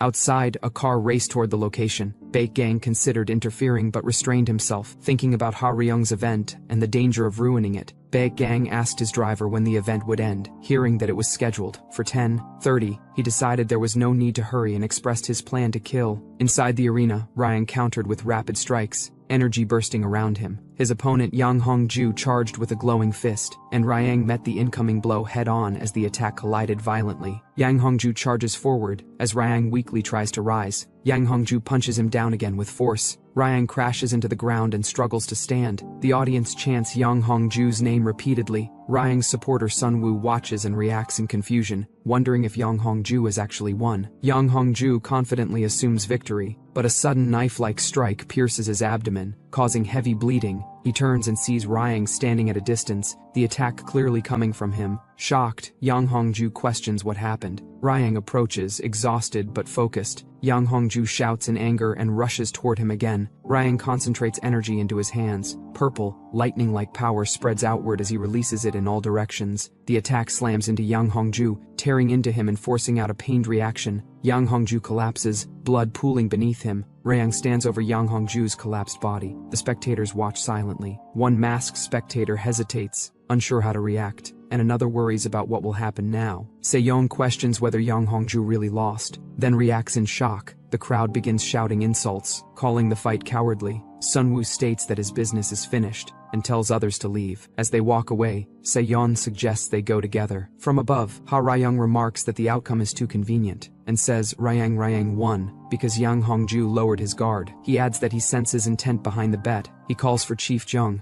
and then orders him to find the man who won money from today's bet. Outside, cars pass along the road. Inside the car, Seyeon questions to Sunwoo, asking what he is and how he knew Ryang would win. He replies that it was a hunch. She complains he never told her anything. He checks his phone and notes that today is a jackpot. His account shows over 3 billion won. He acknowledges earning an achievement. Notifications appear stating he achieved the Peerless Gambler title, and that Han Sayan trusts him again. Notifications appear stating that Han Sayan feels strong curiosity toward Sunwoo, and her interest level is added. Her interest rises to level 1. Sunwoo thinks about unlocking the interest level and earning 7,000 points. A notification explains how he regains points he spent earlier. Another display shows that killing intent toward him has been detected, along with details of the passive effect that senses killing intent within 500 meters. Sunwoo reacts with sudden alertness. He senses killing intent. He recalls the original story. There was someone who wanted to avenge Jang Han. Seyeon asks why he is tensed. He calls out to Han Seyeon. She appears confused as he addresses her. Their car swerves on the road. Meanwhile, another vehicle follows. The driver reports a change in the target's movement and asks what to do. Baekgang tells the driver to stop the car, then commands them to kill their target here. Sunwoo waits in an open area. Baekgang arrives but sees that Han Seyeon is no longer present. He questions himself whether the man before him really killed Jangin, noting the man's untrained body and weak energy. Whereas Sunwoo drinks a mana elixir and ready himself for the fight. System displays that mana recovery rate is increased 100% for 10 minutes. Sunwoo says he noticed he was being targeted. Baekgang notes that the opponent's energy has shifted, though the surge still lacks any real threat. Flames erupt around Baekgang as he raises blazing weapons overhead, acknowledging that Sunwoo had noticed his tail. He hurls a violent attack and demands Sunwoo's death, engulfing the field in fire. Sunwoo responds by gathering concentrated energy in his hands and launches a counterblast that collides with the incoming flames. the force creates a massive explosion, scattering light across the sky. Amid the aftermath, the attacker smirks, stating he still has 2 shots left. Sunwoo looks up sharply as fiery projectiles descend toward him again. A powerful explosion follows, lighting up the landscape. Far away, while driving the car, Sejong calmly observes the distant blast and remarks that the plan is unfolding. She recalls her memories when Sunwoo felt sudden killing intent. She notices his expression and questions it, then admits she suspects someone is following them. She asked if any possibility of a rival company being involved. He tells her it's something like that, and instructs her to head to a place with no people. Sunwoo focuses on the road ahead, stating that he needs to catch the target. Seyeon asks if the person is someone he can take on, and he answers that it will not be easy, explaining that the opponent's mana is far above B rank, and she questions whether he is certain. Sunwoo maintains confidence and asks her to help him. Their car speeds forward. She agrees and says she will trust his skills, adding that he must return safely. Back at the present, a flaming spear rushes towards Sunwoo, but he evades it and thinks that this is nothing. He recalls that he used to be reinforcement type in his first year. Baek Gang smirks while breathing heavily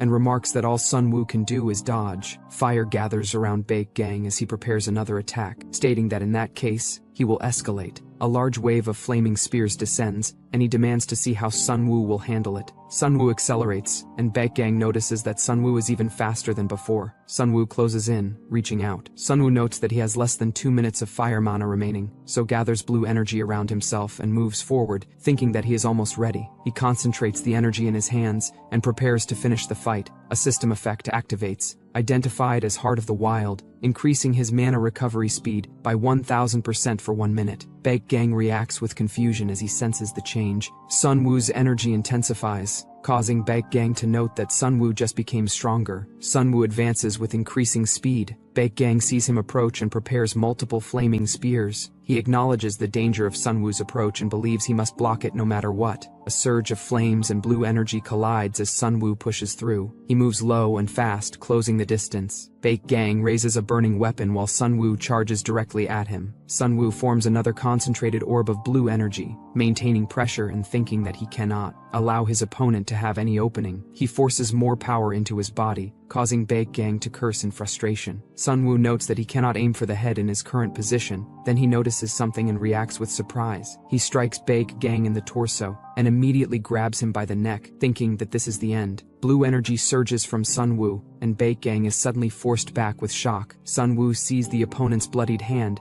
and thinks that there is no way this is happening. He remembers that mana recovery speed increases by 50,000% for 10 minutes, followed by mana exhaustion afterward for 30 minutes. Sunwoo questions why it has to activate now as he faces Baek Gang again. Baek Gang's wounds emit steam, and he forms another flaming weapon. He raises it overhead as flames gather, preparing a finishing strike. He declares he will kill Sunwoo. Before he can say anything, someone strikes Baek Gang's back, and Baek Gang staggers with blood pouring from multiple wounds. Sunwoo exhales in relief and notes that help has finally arrived. Jang Sugil appears and Sunwoo recognizes him. Jang Sugil, an S-rank wizard and sword of the Hansung family, stands with his blade drawn. He steps forward and cuts Baek Gang down in one motion, severing him completely. Sunwoo recalls that Jang Sugil is one of the strongest characters in the original novel and thinks about how Baek Gang, who is at A-rank level, was defeated instantly. Jang Sugil expresses outrage that a demon dared to target the youngest daughter of the Hansung family. Han Se-yeon runs to Sunwoo and calls his name. She checks if he is hurt. Sunwoo says he is fine and that dragging things out until help arrived paid off. She agrees. Han Se-yeon adds that her life was also at stake, so she brought the strongest person she could find. System messages appear. The B-rank villain Baek Gang has been killed. A tiny change in the story has been detected. Causality rate increases by 0.6%. Han Se-yeon trusts Sunwoo again. Sunwoo gains 1,000 points. Sunwoo thinks that it feels good. Jang Sugil calls for Han Se-yeon's attention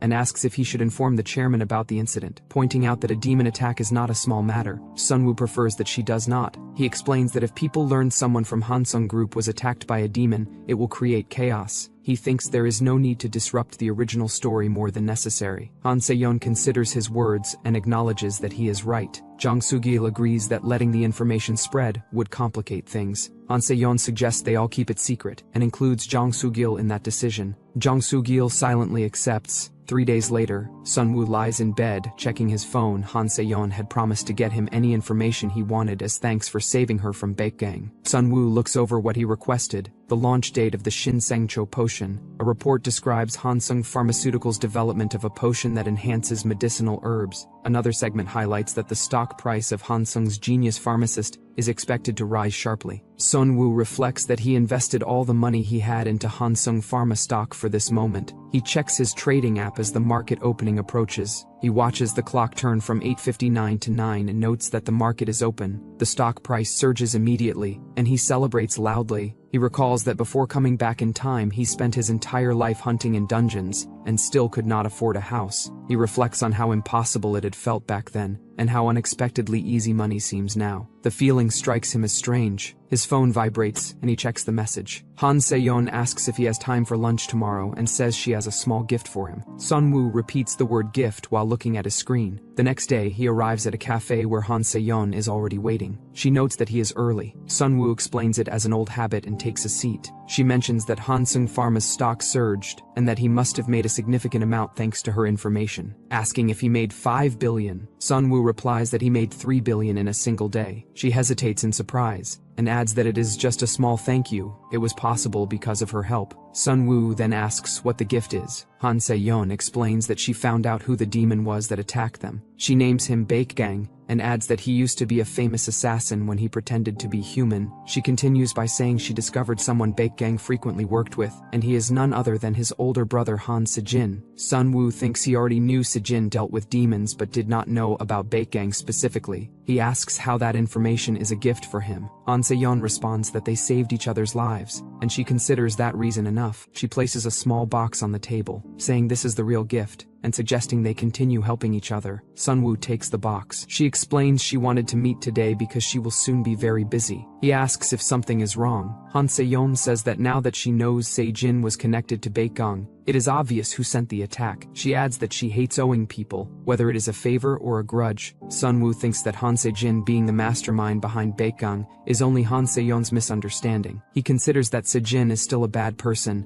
and will eventually interfere with her as well. He concludes that using her to deal with Se-jin is a good idea. Han Se-yeon calls out to Sunwoo, using the name Jin-woo as with glasses Sunwoo have Clark Kent abilities so no one recognize him. She says she hopes he likes the present. She mentions she chose it herself. Sunwoo thanks her. He opens the box to reveal a mana alloy bracelet. A system message identifies it as a super tough bracelet infused with mana, S5 durability, and notes that a bond has been formed successfully, awarding 1200 points. Sunwoo smiles as he examines the bracelet. A purple system window appears before him, and he looks at it in surprise. The system declares that the character Ha Ryung is now curious about him, and awards 1500 points. Elsewhere, Ha Ryung with a stern expression reads documents under dim lighting. He senses someone arrive, and that arrived person greets Ha Ryung. He comments that it has been almost 10 years, calling him Cheon-hae, and asks if he is there for demon conference business. He answers that he is, but first he wants to ask if he has ever heard the name Kim Jin-woo. He explains that 2 demons, Jangnam and Baekgang, were recently killed, and both incidents appear connected. He adds that Baekgang had been tracking a human mage before his death, someone who had visited that arena not long ago. Chun-hae asks again if he has ever heard the name Kim Jin-woo. He repeats the question,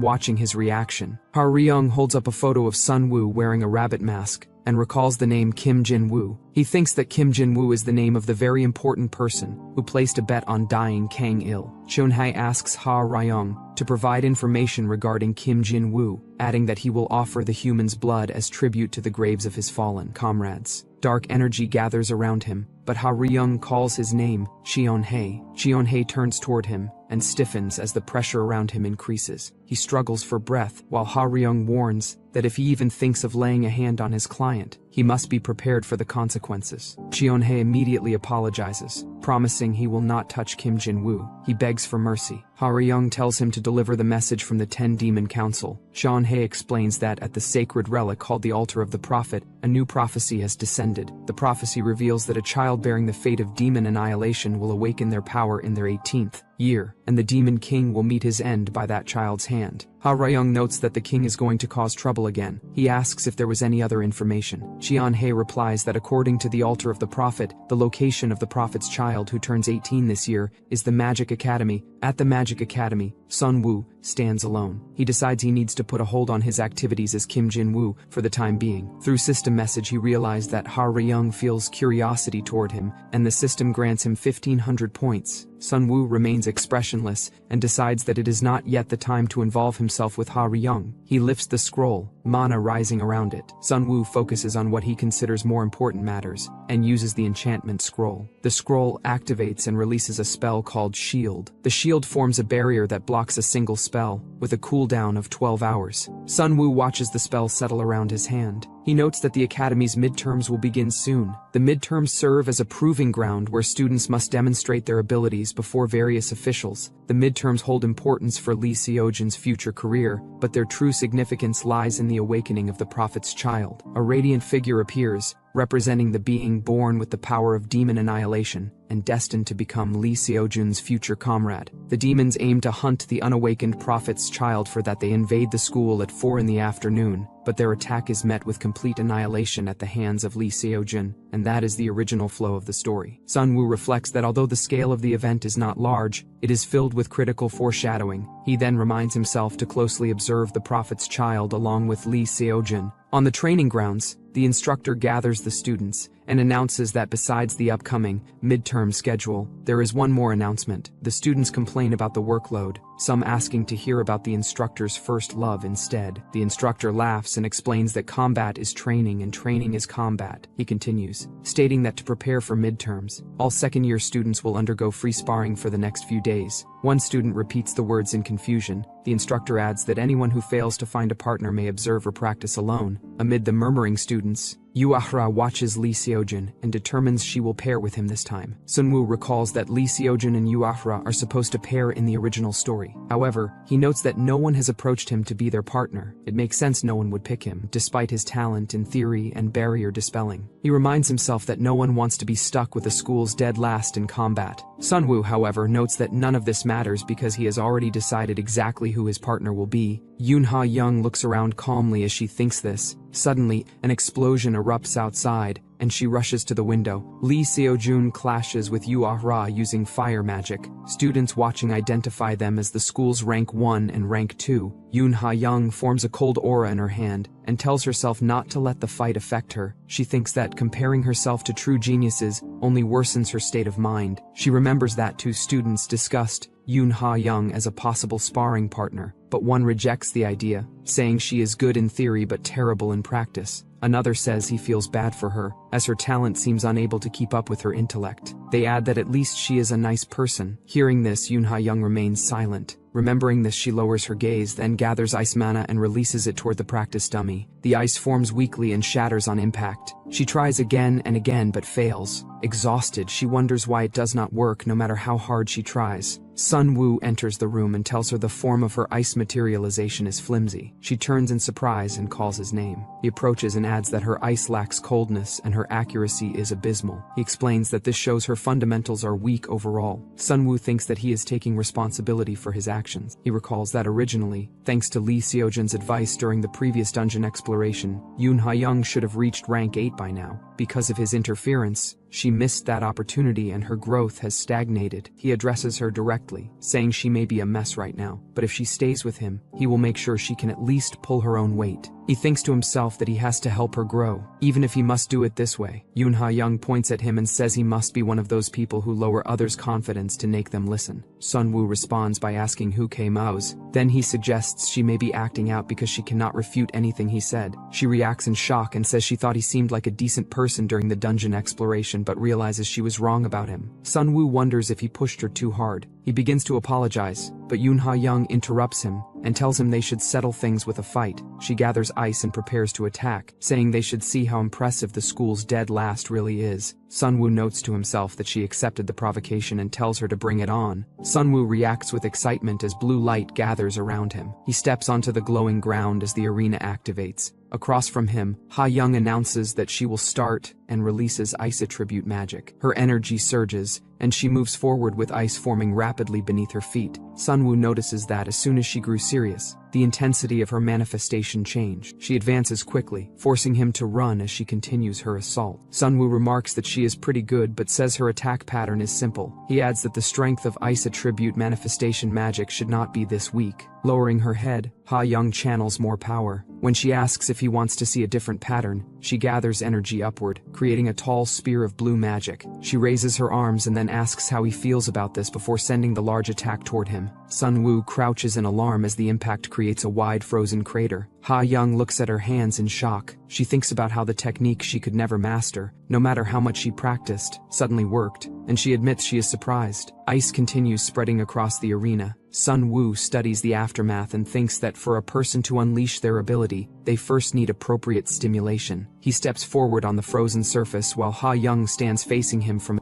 a distance. Sunwoo noted that provoking Ha Young had worked as expected. He observed her while maintaining distance. Ha Young focused on him, preparing another attack. She questioned how he intended to win by only running, and continued pursuing him with ice magic. As her magic expanded behind him, she remarked that Sunwoo likely had no intention of partnering with her. Ha Young's ice spread across the ground, forcing him to move quickly. Sunwoo internally recalled that inexperienced manifestation wizards shared a similar trait. Ha Young formed another sphere of magic. Sunwoo jumped toward her through the burst of light. She reacted in surprise as he closed the distance. Once he reached her, he gathered magic in his hand, knowing that closing the gap made opponents easier to handle. Their magic collided directly. Ha Young shouted as the clash pushed her back. She prepared another spell, but Sunwoo countered before she could release it, causing a bright impact that halted her. Sunwoo ended the exchange with a calm gesture, acknowledging the match. Ha Young stood still, and then she admitted defeat, and stated that she might need to learn magic from Sunwoo. Sunwoo responded that she simply lacked knowledge on how to use her talent. He offered to help her. Extending his hand, he asked if she wanted to attempt it together. Ha Young considered his offer. Realizing he intended to help her develop her ability, they both handshaked, agreeing to work together. Ha Young tells him she will trust him this once. She then reminds him he must teach her properly and calls him her teacher. A system message appears, indicating that Ha Young's interest in Sunwoo has been added, and her favorability toward him has increased. Sunwoo explains that from this point on, she will begin attribute adaptation training. He hands her a small crystal, stating that all magic begins with adapting to an attribute. He describes adaptation as understanding the attribute, which leads to the ability to manifest magic. Ha Young listens as he warns that without mastering the basics, skill will not improve regardless of practice. Ha Young says she knows what attribute adaptation training is but hesitates,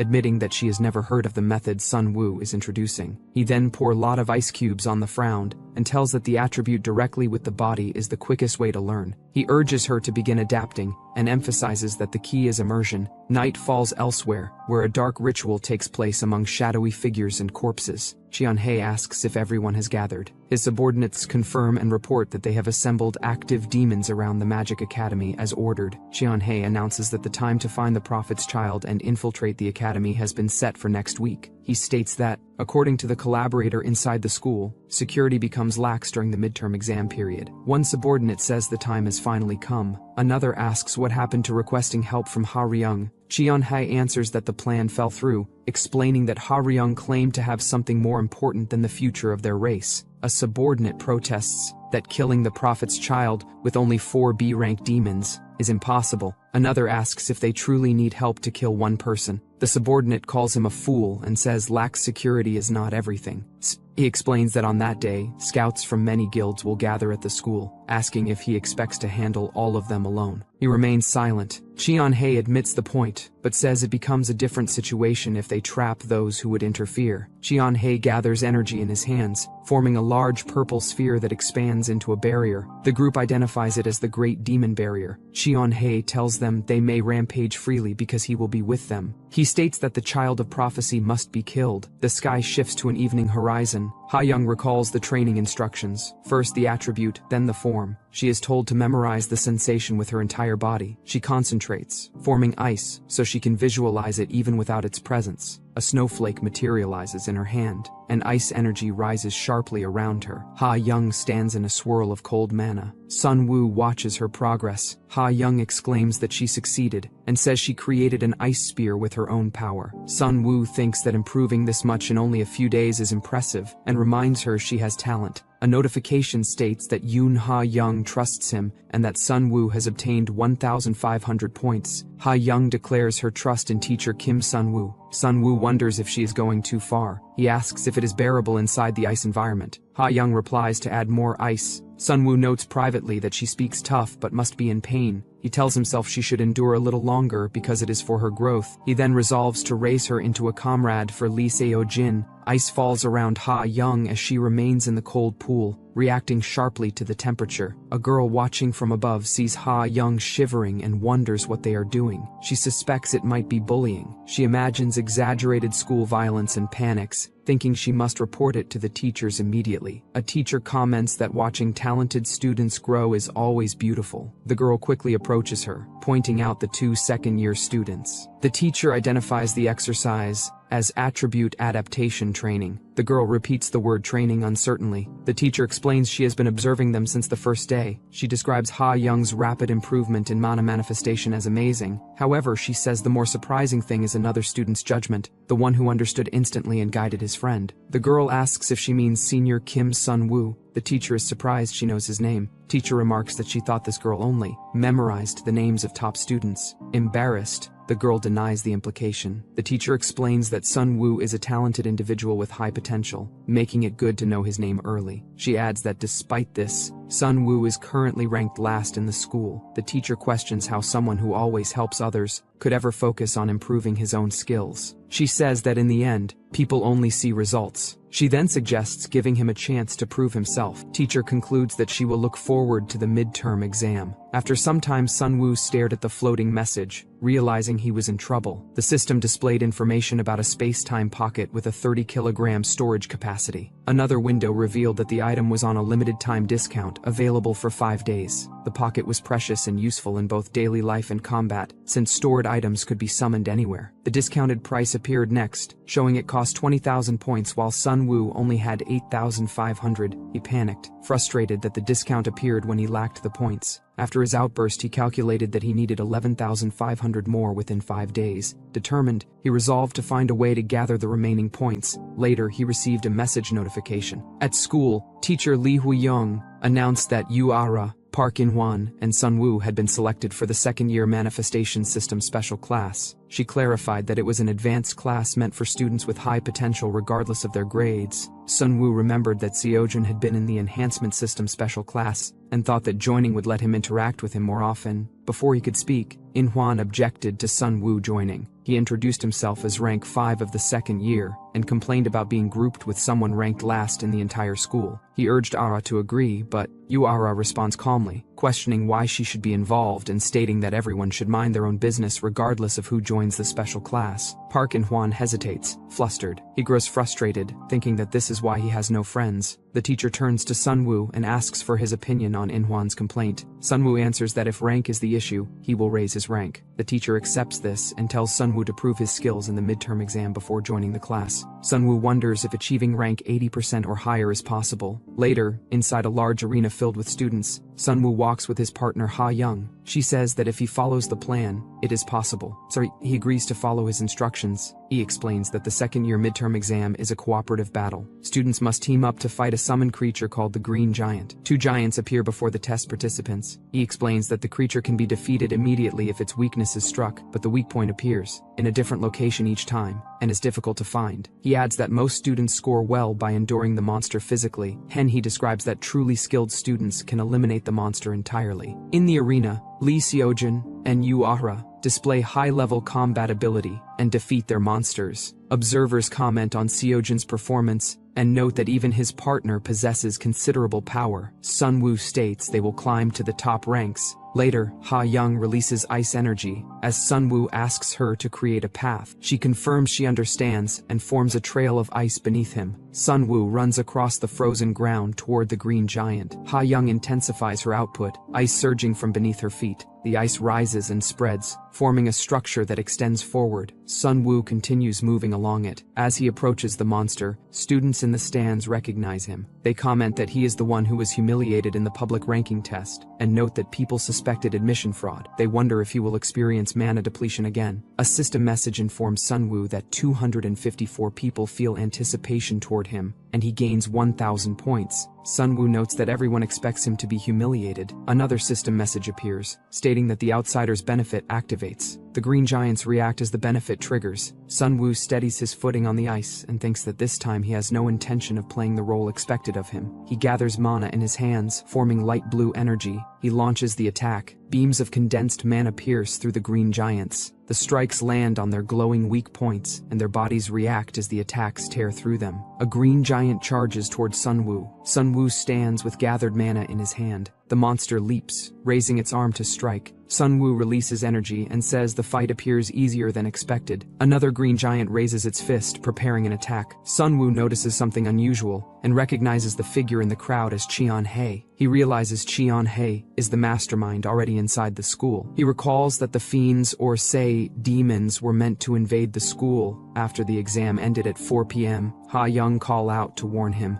Sunwoo reacts as the green giant descends. The impact shatters ice across the floor. Sunwoo falls back from the force. Ice spears strike the green giant, piercing its body as the ice shell around it cracks apart. Ha-young calls out to Sunwoo, telling him to snap out of it. She pulls him up as he regains balance. The green giant roars and gathers more energy. Sunwoo raises his hand toward the monster. Sunwoo steps forward and unleashes a concentrated beam of mana. The blast shoots through the green giant, knocking multiple giants back. Dust and ice scatter around him and Ha-young. Spectators react with surprise. In the stands, some students stare in shock while others watch their devices as the live broadcast continues. Comments appear, questioning if Sunwoo is the rumored student, reacting to his fighting level, asking how he performed the attack, mentioning the constellation manifestation technique, and stating he targeted the weakness. Some dismiss it as luck. Another student remarks that Sunwoo is quite capable. The crowd expresses excitement, noting they did not expect much but witnessed a strong match. They comment on Ha-young's manifestation level as well. Ha-young hugs Sunwoo and tells that they succeeded. Sunwoo responds briefly. System messages appear. 582 people remember his face, granting 3,000 points. He gains the B-class prospect achievement and receives 2,000 points. Character Kim Deokyeon takes interest in him, granting 1,000 points. Character Park In-hwan feels humiliated, granting another 1,000 points. Sunwoo looks up and thinks that the test is not what matters right now. He focuses on the time period. A clock shows the current time. A thought forms in Sunwoo's mind as he realizes that events are deviating from the original story. Whereas we see Cheon-hae walks toward the school building, while sunlight reflects, Sunwoo wonders if his actions are affecting the original plot. He considers that even the sequence of how the school is supposed to be saved might change. Inside the hall, an announcement displays the rankings and levels of the examinees. Ah-young watches Sunwoo closely and asks if he is alright.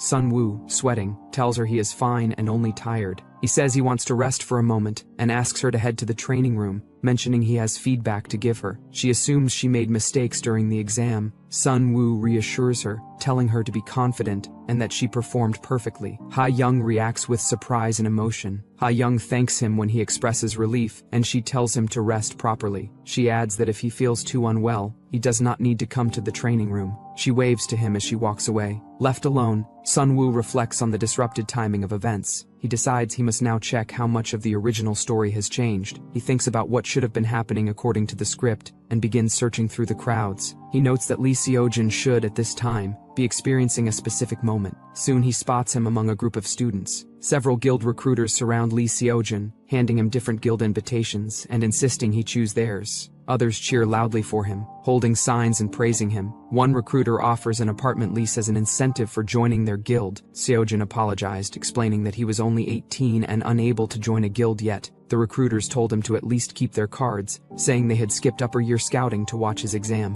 When another group called out to him, Seojin turned and saw Kim Sunwoo. Sunwoo informed him that teacher Jang Anchol was looking for him and likely wanted to discuss his exam results. Nearby, two observers commented on Sunwoo's performance, calling it a stable fight, and noting his promising growth. Seojin reacted with mild surprise before running off, saying he couldn't keep the teacher waiting, and would listen to guild offers later. The recruiters remarked that he had nearly signed, and decided to return to observing the third-year exams. Members of the special task force discussed Sunwoo's evaluation. Jung Hyun-soo asked senior Kim Deokyeon about Sunwoo's fight. Deokyun replied that it was not bad and appropriate for the third disciple of Chairman Kim Jinchul, the strongest mage. Hyunsu argued that Sunwoo still lacked real combat experience. Deokyun responded that Hyunsu acted as if Sunwoo were already joining their unit, reminding him they had only come to scout for after graduation. Hyunsu admitted he regretted not speaking to Sunwoo earlier during the Han River incident, thinking that if Sunwoo had fought then, he might have gained the experience Deokyun mentioned. Kim Deokyun considers the importance of experience. He asks what Young Hyunsu thinks of the last student who appeared. Deokyun identifies him as Kim Sonwoo, and notes that, despite being ranked last, his combat sense was remarkable. He adds that it goes beyond simple instinct. He recalls Sonwoo instantly identifying a weak point during combat, something achievable only through real experience. Hyunsu expresses disbelief, questioning how an 18-year-old could have gained such experience.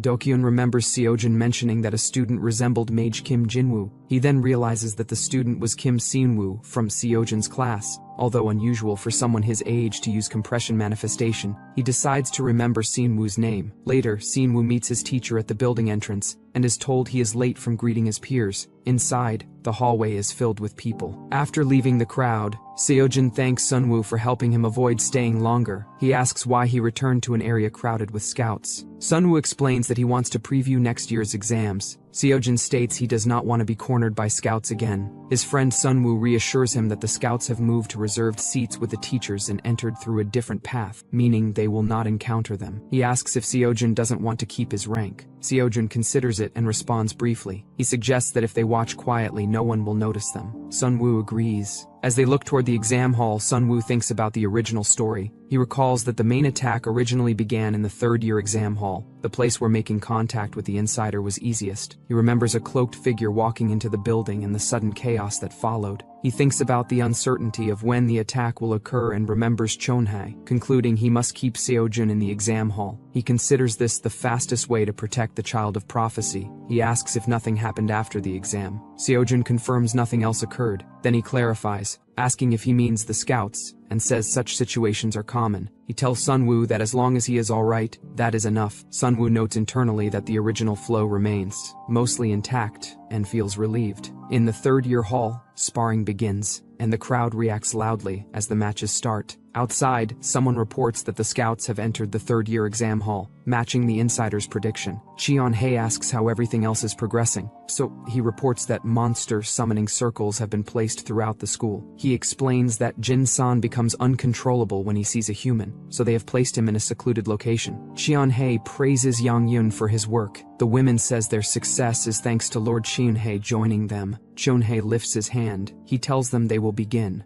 Dark energy gathers around him as he forms a large sphere of power. He announces the start of their objective, the hunt for the child of prophecy. Inside the exam hall, lightning erupts as a student launches an attack. His opponent is struck and overwhelmed. She raises her hands and surrenders. The match official declares Park Min-ye forfeits. The final winner is announced, Kim Chang-yun. Seo-jun watches the broadcast excitedly. He finds the third-year exam entertaining. He notes that Kim Chang-yun's techniques resemble a textbook example of manifestation-type abilities, while Park Min-ye's movements are sharp and precise. Sunwoo, he thinks about how he scanned the entire arena during the match, but never saw Cheon-hae. He wonders what is happening. Seojin notices his distracted behavior and asks who he is searching for. Sunwoo hesitates before answering that he was only wondering if any guild might want to scout him. Seojin encourages him, saying someone is bound to call, and remarks that Sunwoo has grown significantly since the start of the semester. Images of Sunwoo's earlier exam flash through his mind, showing the intense display of power that would have shocked anyone watching. Seojin asks how he managed to grow so quickly. Sunwoo remains quiet as a sudden surge of energy erupts across the arena, glowing in bright purple. Students react with confusion as the energy expands. Sunwoo and his friend rise from their seats in alarm. Sunwoo internally fears what this phenomenon might mean. He recognizes that this kind of event never occurred in his previous life, leaving him unsettled as he watches the energy intensify overhead. A purple barrier surrounds the area, and people gather in confusion. Someone questions whether it is a barrier, while others wonder if something went wrong at school and urge to call the teachers. From above, the barrier glows as people stand scattered below it. Some ask what is happening and whether an accident occurred. Near the crowd, a bag lies on the ground. Energy crackles around it as purple light builds. The energy condenses into a dark, swirling core in the air. People nearby notice it and freeze in shock. A creature bursts out from the distortion, Someone recognizes it as an attack. Monsters leap forward, chasing fleeing people. Someone screams that it is a monster and calls for help. A loudspeaker announces that monsters have infiltrated the school and orders students and visitors to evacuate to the safe zone. The message begins repeating as the barrier remains in place. Cheon-hae watches and notes that all teachers, scouts, and battle-grade mages have been sealed inside. He concludes that if no one else can help, the child of prophecy will have to reveal himself. A man steps forward as monsters approach. His movement is sharp and immediate. He swings his weapon, releasing a red arc that cuts through the monster in front of him. Cheon-hae watches with a tense expression. He thinks about how this is possible. The man with the weapon stands calmly, holding a red-stained blade. Another armed man stands behind him. Cheon-hae questions if the special task force is here. A group of students and staff gather nearby. Someone confirms that it is the special task force. It is said that they came to watch Seo-jun's match. They are currently holding back the monster group and rescuing people. Seo-jun thinks that if the task force came to see him,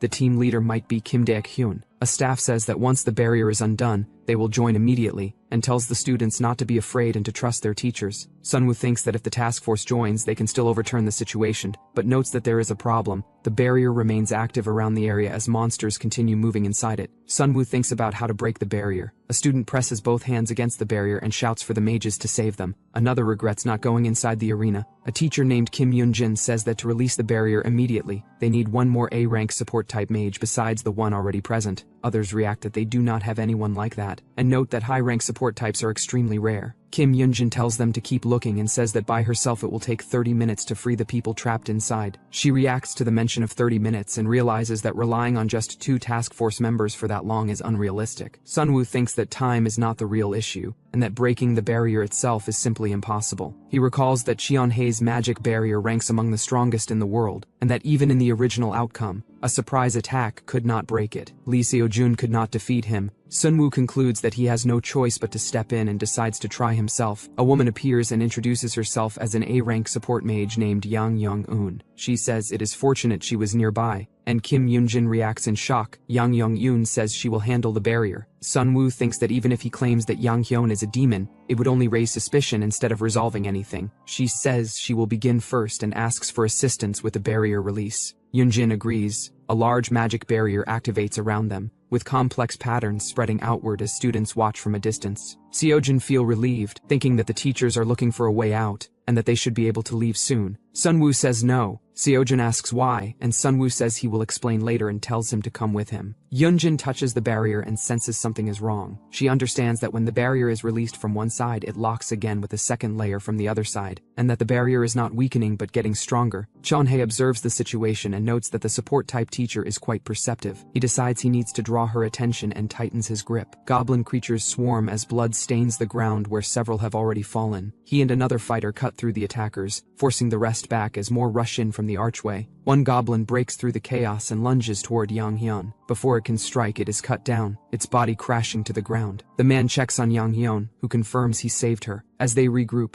it becomes clear that the enemies are attacking the barrier from both inside and outside. Nearby, a younger fighter warns his senior that he almost got caught, while the senior responds that if that happens again, he will be forced to turn in his task force badge. Task force officer turns toward Yang Hyun and states that he swears on the honor of the task force that he will protect her. Yang Hyun responds that she understands, then thanks him sincerely. Whereas Seo-jun and Sunwoo stand behind the testing hall. Seo-jun asks why they came all the way there. Sunwoo answers that no one is around and says they will break the barrier at that spot. Seo-jun asks about the release attempt happening at the front. Sunwoo explains that the support mage, Yang Young-eun, is a demon and is pretending to release the barrier while actually reinforcing it. Seo-jun reacts in shock and says they need to tell people immediately. Sunwoo responds that it is only a suspicion, and there is no proof yet. Seo-jun says it can be proven, since Sunwoo was even offered a special class invitation for barrier release skills. Sunwoo replies that this still does not guarantee people will believe him. He explains that if he breaks the barrier, Seo-jun should go and tell everyone. He adds that if a world-class genius says it, everyone will believe it. Seo-jun falls silent, then agrees and asks if he can really break the barrier. Sunwoo says they should try. He kneels and places both hands on the ground, forming a magic circle. A system message appears stating that the unique trait for analyzing and interpreting is activated. Another system message states that the magical formula is being interpreted. The barrier reacts, spreading patterns across its surface. The barrier shows signs of being pierced, but the reaction fades. Sunwoo says that it was nothing. He says they need to resolve the incident quickly. Seojun stops him and asks one question. He asks why he keeps hiding his achievements, and says it would be better if people acknowledged his abilities. Sunwoo replies that this is enough for him, and asks Seojun to keep everything that happened there a secret, whereas Jeonhae curses Yang Hyun and says she could not even guard the barrier properly. Yang Young remarks that she definitely double-locked the barrier and questions who on earth could have done this. Officer acknowledges the effort of Yang Young and says that the work was truly hard. The task force gathers, and someone declares that from here on they will handle the rest. He steps forward and attacks the monsters, striking them down one after another. The goblins scream as they are thrown back and defeated. Teacher Lee Hee-young releases a powerful spell, crushing the remaining monsters in a single blow. After the battle, Officer comments that it was a clean finish, and addresses Teacher Lee Hee-young,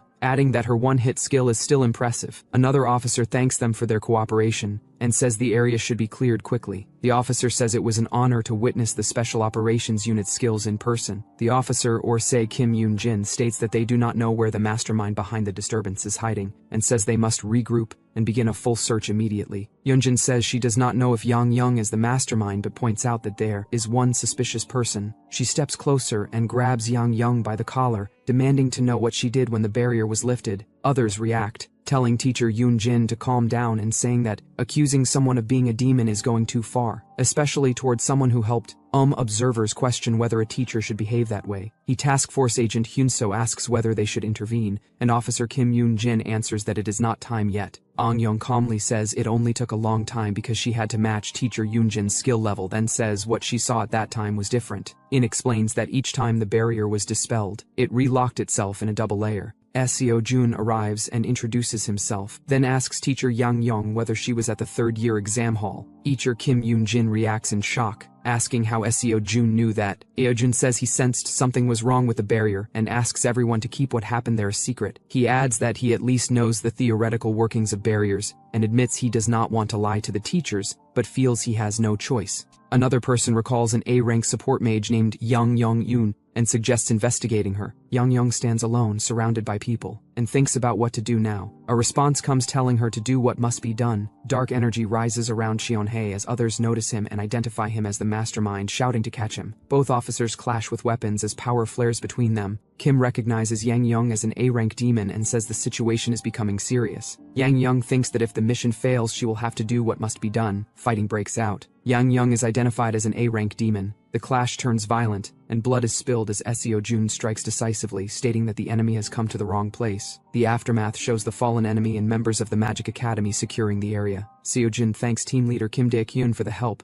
and Kim Dae-kyun notes that it has been a year since they last met, and praises Seojun for becoming a decent mage, telling him to claim his reward later. Left alone, Seojun thinks that he should have asked for the account number beforehand. He then realizes that the one who truly deserves the thanks is Kim Sunwoo himself, reacting with frustration as the thought sinks in. He lands heavily on a wooden surface as blue energy scatters. He slides across the floor, barely keeping balance. A burst of fire erupts ahead. He turns toward it, startled, and realizes the attack is coming straight at him. He reacts too late and shouts that this cannot be happening. A figure appears through flames as name Yuara is revealed, described as a second year in rank 2 of the Magic Academy. The speaker calls the situation disappointing. The man mocks her, saying that for someone called a genius and Seojun's rival, this is all she has. He asks whether something is holding her back from using her full strength. Ha Young trembles, confused about how things ended up like this. She recalls training together before monsters and demons suddenly appeared. She decides she has to help and gathers magic in her hands. She calls Ara's name and declares that she will fight alongside her. Yuara stands surrounded by flames and tells her not to interfere and to run. She gathers fire in her hand and says she will handle him alone. She rushes forward and releases a burst of fire toward the man. He faces the attack and reacts calmly, asking if that is all she has. He understands she is not the one. He steps forward and catches her neck. He comments that her blood is filled with high-quality mana and that he cannot hold himself back. Yuara struggles, clutching her throat, unable to breathe. The man is struck from the side by blue mana and is forced to release her. Ha Young steps forward with ice gathering around her hands and tells him to let her go. She declares that his opponent is her. He mocks the situation, calling it touching friendship, and asks what she thinks she can do with that. He reaches out again with dark energy. Ha-young gathers her power and admits she knows she cannot win, but still prepares to fight. She refuses to abandon her friend and run away to save herself. She releases a burst of blue energy forward, striking the opponent. His eye reacts as he recognizes the power and focuses on her. She realizes that the power is not ice and notes that the mana consumption is extremely high. He identifies her as the child of prophecy, a mage born with the power to destroy demons, and declares that he has finally found her. He reaches out saying he will kill her with his own hands. A new voice stops him, stating that it will not happen, and that the child of prophecy is an important figure. At that moment, Sunwoo appears, surrounded by blue energy labeled as the heart of the great nature. He places a hand over his chest, and states that the opponent is the only one who will die here. The opponent shouts for Sunwoo not to get in his way, and unleashes a violent surge of dark energy toward him. Sunwoo raises his hand as a magic barrier forms. Sunwoo moves through the air with magic gathered in both hands and strikes downward. The opponent is hit and coughs up blood. The opponent drops to his knees, shocked by the amount of mana, thinking it is insane and questioning how someone like Sunwoo could have it. Sunwoo answers that he has more experience than he appears to have and pushes mana forward. The opponent, injured and bleeding, thinks that he will not die alone. He rushes forward to kill Ha-young, who he thought is the child of prophecy. Sunwoo reacts instantly and releases a powerful magic strike. The attacker is slammed into the ground. Blood splashes across the floor as the impact spreads. Sunwoo stands calmly, controlling the remaining mana around his arm.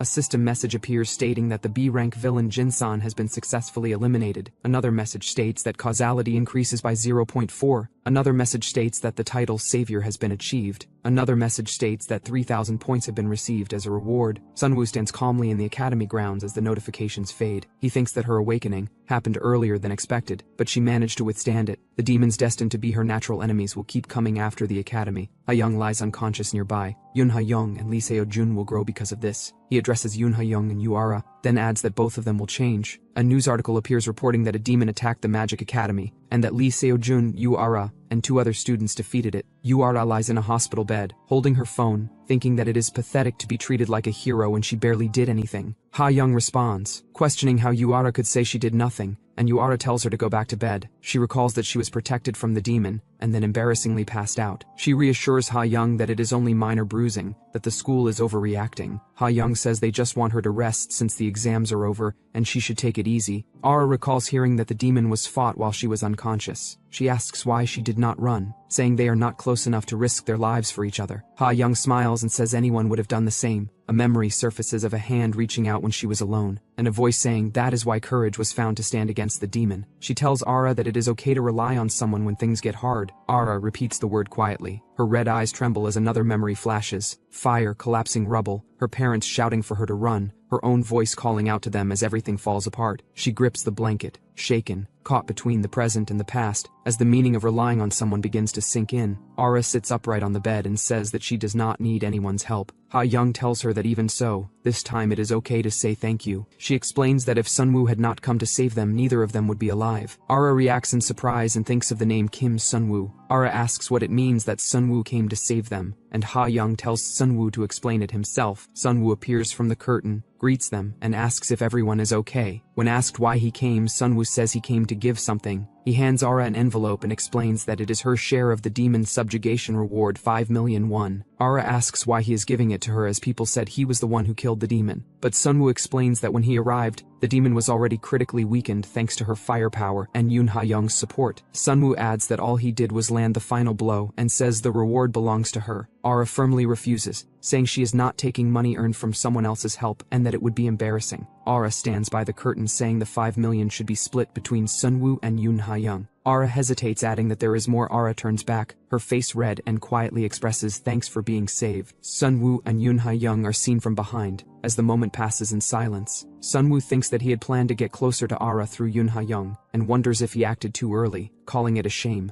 A blue system window appears, stating that Yuara's interest in Sunwoo has increased, that her affection level is now 1, and that he has received 2,000 points as a reward. Sunwoo reacts silently. Ha-young thinks that she is acting that way because she is embarrassed, noting that her pride is strong. Another blue window appears announcing a special discount. It It explains that a spatial pocket that can store up to 30 kilograms is available at a limited time discount for 1 day, priced at 20,000 points. With his current points shown as 20,000, Sunwoo responds that it is fine and says he guesses so. Ara walks alone down the hospital corridor. She thinks about Sunwoo lying about something no one would believe until the moment she passed out, recalling that the demon was still at full strength and had not even gone berserk. Ara remembers the fight and concludes that this means Sunwoo killed the demon on his own. Someone who was neither a manifestation type nor a support type suddenly showed talent in every field, as if he were a prodigy. Yoon Ha-young's amazing skill from earlier is mentioned, and it is said that she explained Sunwoo helped her greatly as well. With abilities like that, it is questioned why he would live such a low-key life. For people their age, the only reason to hide one's power would be a specific one. She thinks about whether Kim Sunwoo could be the same person and wonders if he also lost his family to them. Sunwoo tells Ha-young not to tell anyone yet about the power he awakened while fighting the demon, because drawing attention would only make training harder. He adds that above all he wants to study his power himself, a power that defeats demons. She encourages him, saying that is the right attitude. Compared to the original story, Yoon Ha-young awakened her demon-slaying power about a month earlier. Even if she is still inexperienced, building her strength early will be a huge help in the future battle against the Demon King. With this, one of Seojin's future companions can be safely raised. Sunwoo says he will make her a training plan, and suggests they work on it together, telling her to ask anything she is curious about. After a brief pause, she says there is one thing. She heard he ran straight to the training grounds the moment the barrier was lifted, and asks if he did that for her. She brings up the midterms and the attack, saying he always looks out for her, like this. She asks him not to say it, not to tell her that he likes her. Sunwoo is left speechless. He tells her it is not what she thinks. He explains that during the midterm he simply believed in her potential, and during the demon incident, he only ran because he saw the explosion. She reacts quietly to his explanation. Ha-young says she understands and looks calmer. He asks if Ha-young thought of something else. Sunwoo leans closer and asks again if she thought of something else. Ha-young quickly denies it and says it is not that. She waves her hands and says it was just a joke, telling him not to misunderstand. Sunwoo thinks that he did not expect something like that, and notes that Yoon Ha-young is a naive and bright type of girl. He adds that she needs to be where she belongs. Sunwoo thinks he will handle the planning. Yoon Ha-young responds that it is fine. Yoon Ha-young smiles shyly, and thinks that she should not misunderstand. She then tells Sunwoo to at least take something, and hands him an envelope. She says it is 7.5 million won, and that it is his tuition fee. She adds that they will be working together from now on and calls him teacher. Sunwoo calls Yoon Ha-young's name in surprise. She says she will raise him properly, and Sunwoo answers that it is fine any time. He thinks that kids really do not know the value of money. Sunwoo says they will start tomorrow. Suddenly, he checks his phone and reacts in shock, wondering why everyone is reacting that way. After midterms, he finally meets teacher Lee Ha-young's requirement and enters the special class for the gifted, something he had never done before regressing. Inside the lecture hall, ranked students are shown. Kim Chang-hyun at 3rd year rank 1, Park Min-ye at 3rd year rank 4, Choi Seo-yoon at 1st year rank 1, and John Min-gi at 1st year rank 2. Seojin calls Sunwoo over as he enters. Yuara watches him silently, while Sunwoo thinks that being here will let him intervene more easily in future key events. Park In-hwan mocks him, saying a rat snuck in,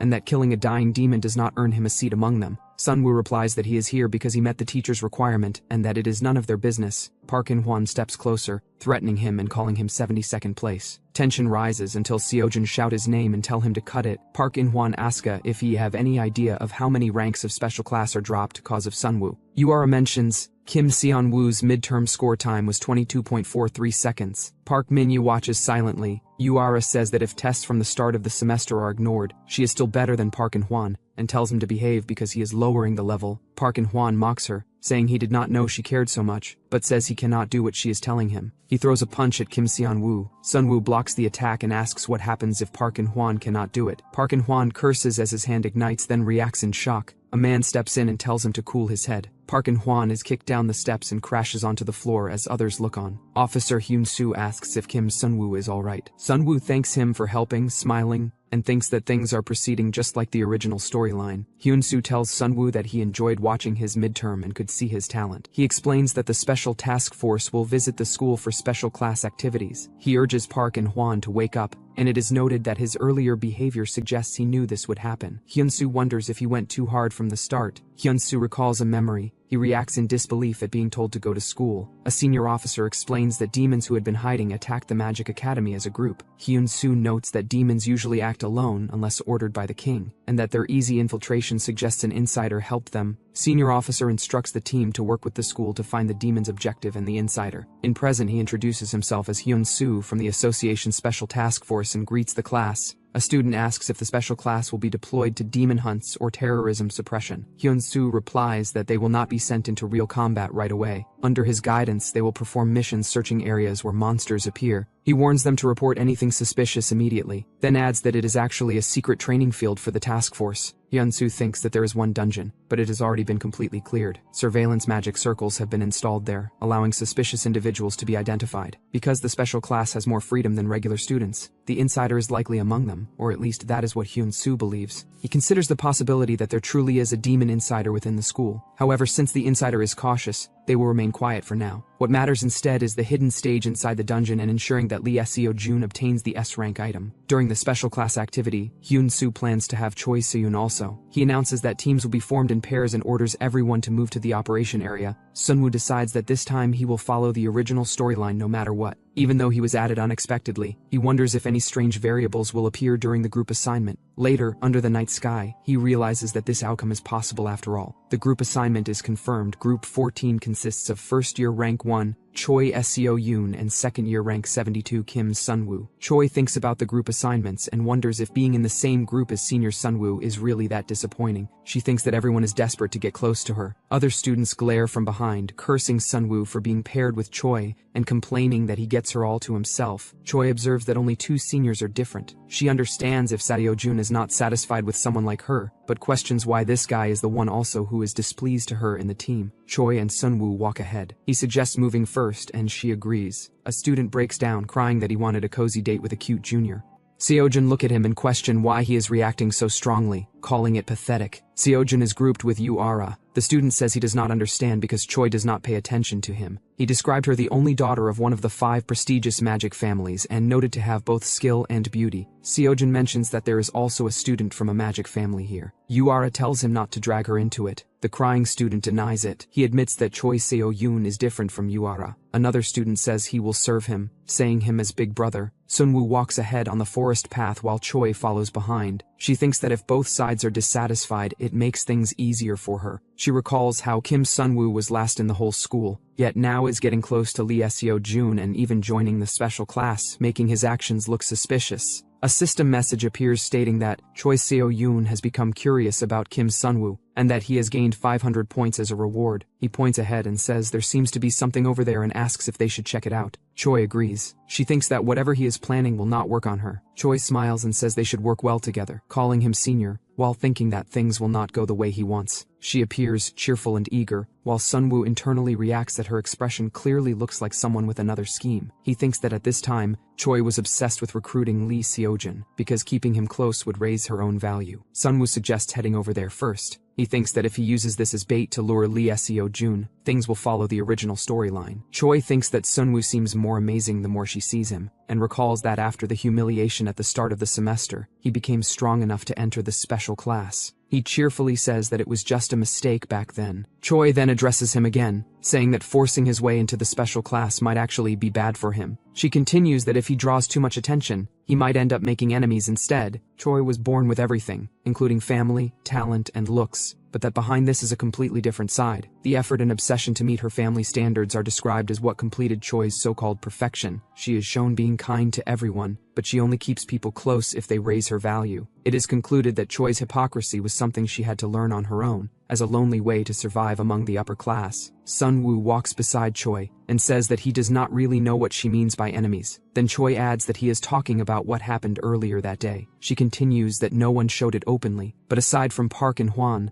there are probably others who do not want him in the class. Sunwoo says that he does not care. He then says that in the special class there is something he absolutely wants to achieve, calling it a goal in life. Choi reacts silently, focusing on the words life goal. She recalls a memory when her father states that he has already designed Choi's entire life and tells her to just follow it, saying it is all for her. Choi responds that she understands and says yes, father, repeating the words life goal. Choi looks back at Sunwoo and says she thinks she understands, at least a little, why the teachers favor him. She then asks what he can really achieve just by entering the special class. While Sunwoo hesitates and begins to respond, Sunwoo senses something and says it's dangerous. Suddenly someone attacks with an arrow. Sunwoo asks to the person if he had lost his mind. The attacker, who is none other Park In-hwan, says he is giving Sunwoo a last chance. If he values his life, then step out from the school. Sunwoo asks what if he did not, while attacking Park In-hwan says if not then die. Whereas scene shifts, Baekhyun Jin, the counter-terror special task force support mage, says they are just kids. She says it is the team leader's order. Kim asks how it is, and Baekhyun Jin continues that they are all the same, just kids playing around with training monsters, and that if there is a demon spy, they will try to make contact when released outside. He says that if anyone acts suspiciously or leaves the training area, it should be reported immediately, and Baekhyun Jin suddenly tells him to wait a second. She says she does not know if they are an insider, but these kids are fighting like their lives depend on it. Whereas Sunwoo thinks that their output speed is high, even if he is trash, and maybe there is a reason he is second-year rank 5, and that if this drags on, it could ruin the plan. There is a sound of skill activation, and Choi calls out that if Sunwoo is going to fight, not to do it during training time,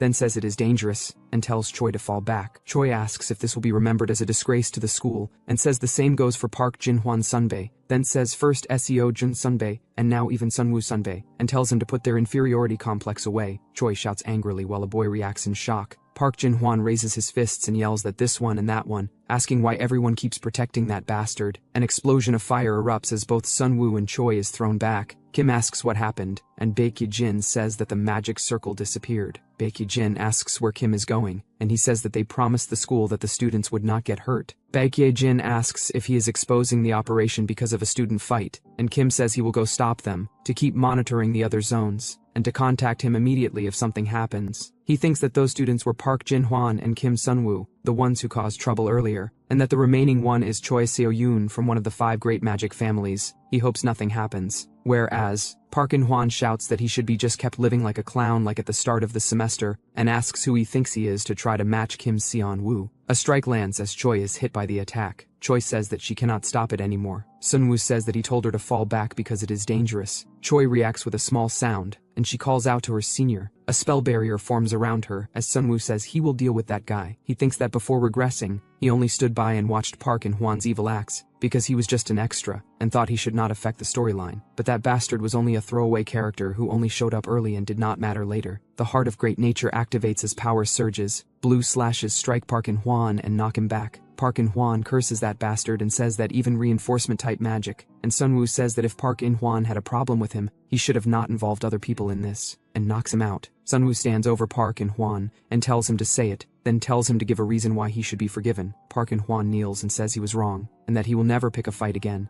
and that he admitted he was wrong, and asks to be forgiven, just once. Sunwoo looks at the glowing mana in his hand, as Choi Seo-yoon calls him senior. She tells Sunwoo that he is wasting mana, and Sunwoo says fine, then let's do this. While Sunwoo also was not planning to hurt him anyway. Sunwoo grips Park In-hwan's head, and tells him to get as far away from here as possible, and that if he catches his eye again, he will kill him. Park In-hwan quickly agrees and says he will get out right now, then hesitates and asks if what happened here will be kept a secret too. Sunwoo gets annoyed, and asks if he is still not gone, and Park In-hwan shouts that they agreed. Sunwoo lets out a nervous breath and says that was nerve-wracking, then says alright then Park In-hwan, let's see you suffer like hell. Park In-hwan runs through the training ground, whereas Baek Jin-hwan shouts senior and reports that student Park In-hwan who was fighting earlier, is urgently leaving the training ground. Kim says it is confirmed as he activates something. Sunwoo thinks that from now on Park In-hwan will be getting the full attention of the special task force. Kim says understood. Park In-hwan thinks that he barely got away from Kim Sunwoo, as a purple light moves above him. He wonders why that man is chasing him this time. A glowing hand appears near Sunwoo, and Sunwoo thinks that this should be enough to draw attention, and that it probably will not affect the progression much. Sunwoo calls out to Choi and asks what she is doing. While she says he looked hot, she says that to think he defeated senior Park In-hwan, who ranked 5th with a score of 72, they will have to reassess the seniors' skill rankings. Sunwoo says that if that guy had really attacked with the intent to kill, there was no way he could have won, and that he just drove him off with momentum. Sunwoo then says he feels a bit sorry, and that Park In-hwan probably wanted to be on the same team as Lee Seo-jun and got caught up in this. Choi says she is just grateful that Sunwoo saved her. A system message appears stating that character Choi Seo-yoon's interest increases by 1. Choi says actually, that at the start of the semester she did not think much of Sunwoo, and that since he had no skills it seemed like he was just trying to get attention. But these days looking at Sunwoo, he seems completely different from the attention-seeking last-place student she knew. Sunwoo asks if that is really so and how she feels these days. Choi says that if she had to put it into words, he is an interesting person. Sunwoo thinks about the talent of a jester. Choi says that now that they have rested, they should move on.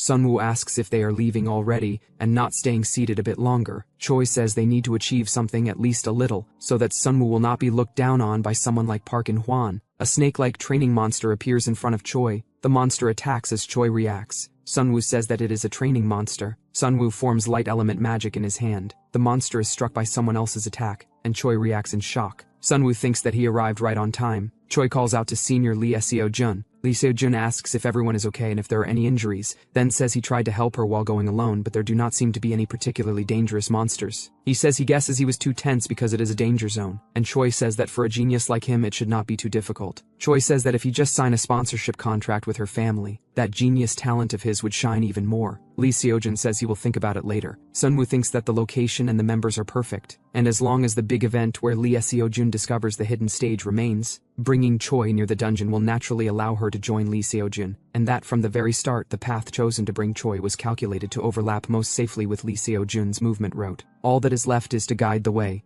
He points and tells everyone to look over there. Lee Seo-jun asks what that light is, and Choi said that it is coming from inside the cave. Sunwoo says he is really curious about it and asks if they want to go check it out together. They arrive inside the cave named the Special Task Force Training Ground Dungeon, which is currently deactivated. Choi says that is a hidden stage and it occurs very rarely and is a dungeon within the dungeon, that it is much more difficult than a regular dungeon, but if cleared the rewards are far greater. Sunwoo thinks that it is exactly as they said. He thinks that the Tower of Proof takes nice of you, and that the mystic mana fills up in standby. The Tower of Proof's hidden floor was also a type of hidden stage, and that in the dungeon that was remodeled and deactivated, a hidden stage appears. Lee Seo-jun and Choi Seo-yoon join forces to defeat the boss, and this episode is also the turning point where Lee Seo-jun, who obtained an S-rank weapon, gains even more attention, and that after clearing the hidden stage, Korea's genius Lee Seo-jun holds a press conference. And truly important point is elsewhere, that Choi Seo-yoon, who has grown mentally, joins as Lee Seo-jun's companion. Sunwoo thinks that of course he prepared everything thoroughly so that they could all clear it easily, and suggests that they try the challenge themselves. Lee Seo-jun refuses, stating that there are too many variables in a hidden stage, and that they need to report to the special task force first. Sunwoo reacts angrily and tells him to be serious, then says they should wait and think it through again. Choi stands alone on a stone platform, looks ahead, and her eyes widen as she notices something. A voice tells the human child to come closer and to try stepping inside. Choi kneels by the water as ripples spread, and a dark figure appears beneath her. She reaches toward the water, and the surface distorts as something pulls her in. Choi is dragged downward as the space twists. Sunwoo feels something is wrong as he and Lee Seo-jun look toward Choi. A dark presence emerges behind Choi and grabs her. She is identified as a ghost witch of rank B. Lee Seo-jun realizes it is a monster and tells Choi to get a grip as he moves forward with holding sword in his hand. The ghost witch claims Choi as its own while holding her. Sunwoo rushes in as water surges violently around them. Sunwoo realizes the monster attacked first, and that the story's development is already different from the original. Something collapses inward as a swirling portal tightens, and Sunwoo and Lee Seo-jun stare at it in shock. Lee Seo-jun wonders what on earth just happened. He calls out Choi Seo-yoon's name and states that she has been kidnapped by the monster. The portal continues to spin violently. Sunwoo starts moving and tells Lee Seo-jun to follow him, saying they have to save her. Lee Seo-jun hesitates and asks if they are not supposed to wait for the special task force. Sunwoo states that if they wait, Choi will die, and the monster that took her can absorb mana, and once it absorbs all of it, he questions what it will do next. Sunwoo says they have to handle this together right now. He places a hand on Lee Seo-jun's shoulder and says it cannot be helped. Lee Seo-jun grips his weapon, agrees to go, and tells Sunwoo that they should save her immediately. Whereas Park In-hwan is caught by Agent Kim, In-hwan asks what he did wrong. Kim asks who Park In-hwan was conspiring with, and what is their goal, while Park In-hwan insists that he don't know what Kim is talking. Kim asks if that is the case, then why he ran after seeing him. Park In-hwan recalls what happened earlier while fighting with Sunwoo, then says he absolutely can't tell. Kim says Park In-hwan is still a student, so he could have gone easy on him, but now there's no choice. Second year, 5th place at the Magic Officer Academy. Park In-hwan, you are under arrest on suspicion of conspiring with Majin. Then he touches his earpiece and reports to Agent Baekye Jin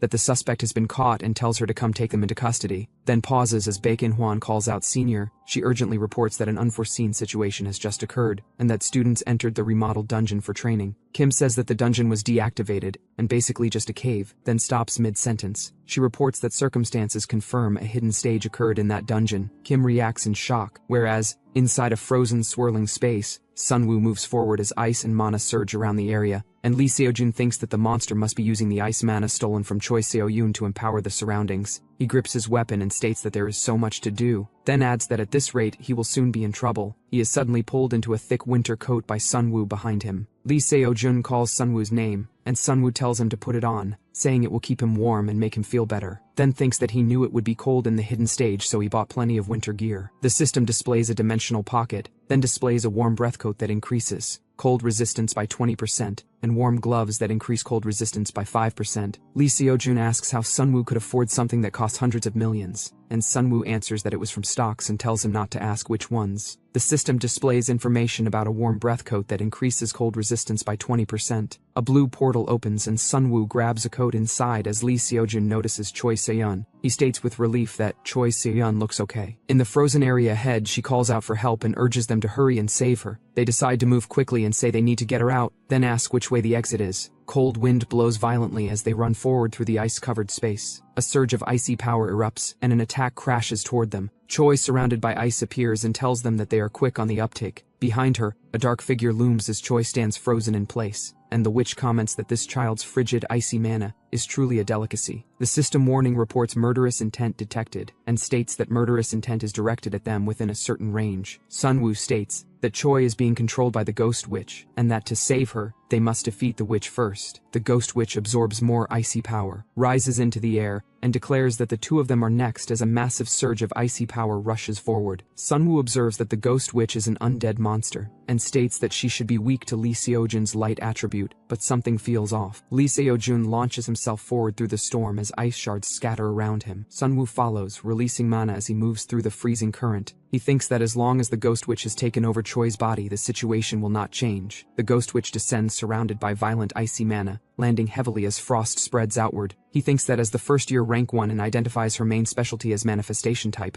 but displaying her subspecialty, she raises a weapon formed of ice and swings downward with force. Lee Seojun blocks the strike mid-air as sparks and ice explode from the clash. Lee Seojun swings forward through swirling ice as Choi faces him, ice forming around her arm. She grips the ice tightly as it spreads and sharpens under her hand. Lee Seojun lunges and strikes toward her, and she blocks as ice bursts outward between them. She lands lightly and rushes forward again, ice shards rising around her. She taunts him, asking if he is holding back because he is fighting a little girl, then says his attacks are all so pathetic as she charges straight at him. Ice pillars surge up as Lee Seojun is forced to move back, watching her rapid movements. Sunwoo observes that her offense and defense transitions are fast, and that the utility unique to the ice attribute is creating synergy with the environment. He jumps upward in surprise, as ice spreads beneath him. Ice slams into the ground and he turns sharply to look ahead. He realizes the path is blocked and hears that he is trapped as Choi advances, ice wrapping around her arm while shards crash down around him. Lee Seojun tells Sunwoo that it is about time he gave instructions and asks if he has a plan. Sunwoo answers that they have to find the witch's real body and explains that if she is threatened, she will come out of Choi as ice explodes around them while they keep fighting. Lee Seojun points out that the entire place is covered in snow and ice and demands to be told her location. Sunwoo admits that he does not know that much. Lee Seojun reacts in confusion. Sunwoo thinks that in the original story, the Ghost Witch was defeated by slashing through the entire place, but says that this time it can be done differently. He says not him but Lee Seojun, as glowing mana orbs appear around Lee Seojun and an amplified mana elixir activates, boosting speed for 10 minutes with exhaustion afterward. Sunwoo addresses Lee Seojun directly as ice swirls around them, whereas Kim concludes that it was just a simple fight and suggests the strange behavior was because of embarrassment over picking a fight and losing. Park In-hwan kneels inside a magic circle with chains binding him, and admits yes, while Kim stands over him. Kim reflects that he should have investigated each student more thoroughly before acting, and asks if the kid going in has nothing to do with him either, and Park In-hwan hurriedly answers that of course. He insists that he really does not know anything. Hyun-soo confronts Kim, and asks if he did not say he would guarantee the student's safety, and Kim admits it is his fault, explaining that the hidden stage was an unforeseen variable. Hyun-soo asks if there is any chance of rescuing the students. Kim thinks briefly, then says they should first try to see if they can open the entrance from the outside, and if that does not work, all they can do is pray that the children clear the hidden stage and come out. Outside, the cave entrance glows as people gather and murmur. The teacher raises her hands and tells the students to please wait outside for a moment. A student asks that being trapped in a hidden stage means once you are trapped in one you cannot get out, and the students stand in silence. Yuara thinks that she still has questions and warns that if anything happens to them, she will not let it go. Whereas inside the cave, Sunwoo calls out to Lee Seojun as mana orbs float around him,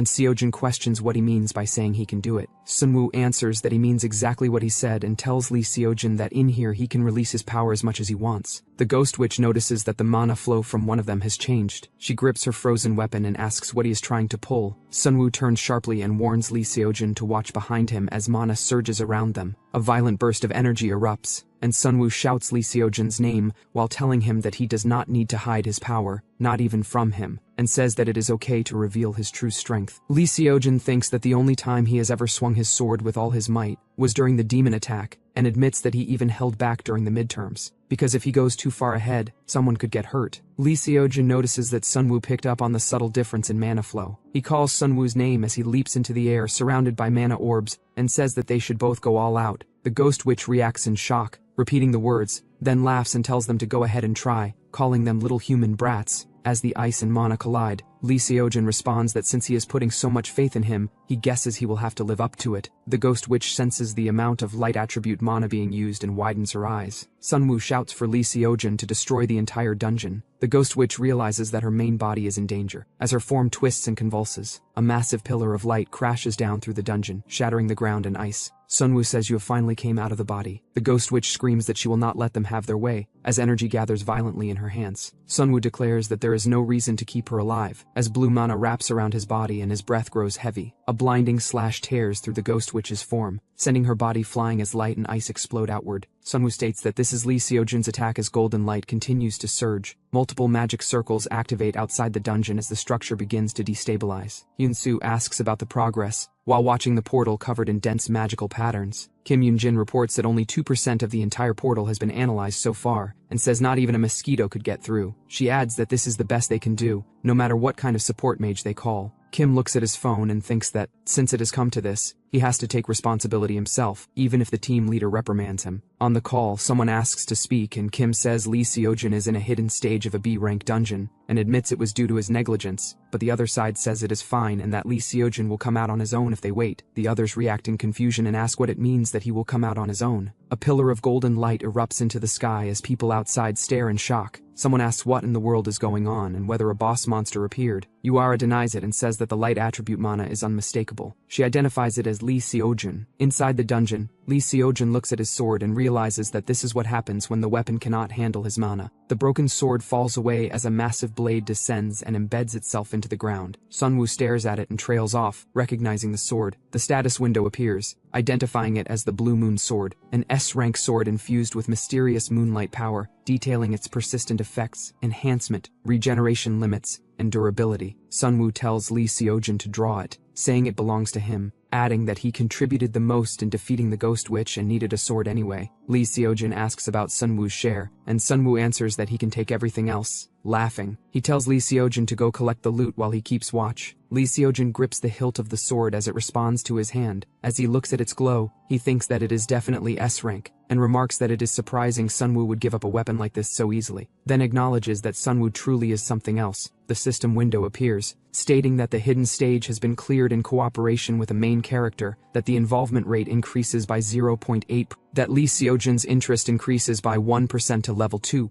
and that 2,000 points have been acquired as a reward. Sunwoo kneels beside Choi and states that her mana exhaustion is severe, adding that she is not at a level where she can fight on that scale, and that it is the after effect of having her power forcibly drained while being controlled by the Ghost Witch. Lee Seojin approaches and says that he has gathered all the items that drop nearby, handing them over, and Sunwoo thanks him. Lee Seojin asks what Sunwoo is planning to do, and Sunwoo answers that he is helping her recuperate as blue light gathers in his hand. An item window appears, identifying the Heart of the Ice Spirit, an A-rank elixir that restores mana upon consumption and permanently increases proficiency in ice attribute control. Sunwoo brings his hand down toward Choi as she stirs. Sunwoo asks if Choi is okay, and she weakly calls him senior. She suddenly yells in confusion, asking why both of them is staring at her like that as she flails and stumbles upright. Lee Seojin remarks that she really got her energy back, and Sunwoo adds that she is full of life now. Choi clutches her chest, looks around in shock and asks where on earth she is, and Sunwoo says that it is a bit of a long story and explains that they are in a hidden stage. He adds that Lee Seojin defeated the boss to save her. Choi listens in shock, realizing that a hidden stage was cleared at their age, and that there has never been a record of that before. A swirling blue portal forms as energy gathers and the exit opens. Choi reacts excitedly while moving toward it, and Lee Seojin says he never thought light could look so beautiful. Sunwoo calls out for them to wait before going out. He weakly asks for help walking as mana exhaustion overtakes him. Sunwoo thinks that the moment Choi wakes up, he will collapse, but that he calculated the elixir's duration perfectly this time. He reflects that when this incident is over, the ones who should be in the spotlight are not him, but Lee Seojin and Choi. The three of them move together toward the exit as the portal continues to glow. Sunwoo looks ahead calmly and concludes that it has to be the two of them, the youngest person in history to clear a hidden stage. Lee Seojin once again captured the world's attention following the demon subjugation incident. The Blue Moon sword Lee Seojin obtained was later appraised and revealed to have two top-tier options, even among S-rank items. Newspapers and magazines are shown,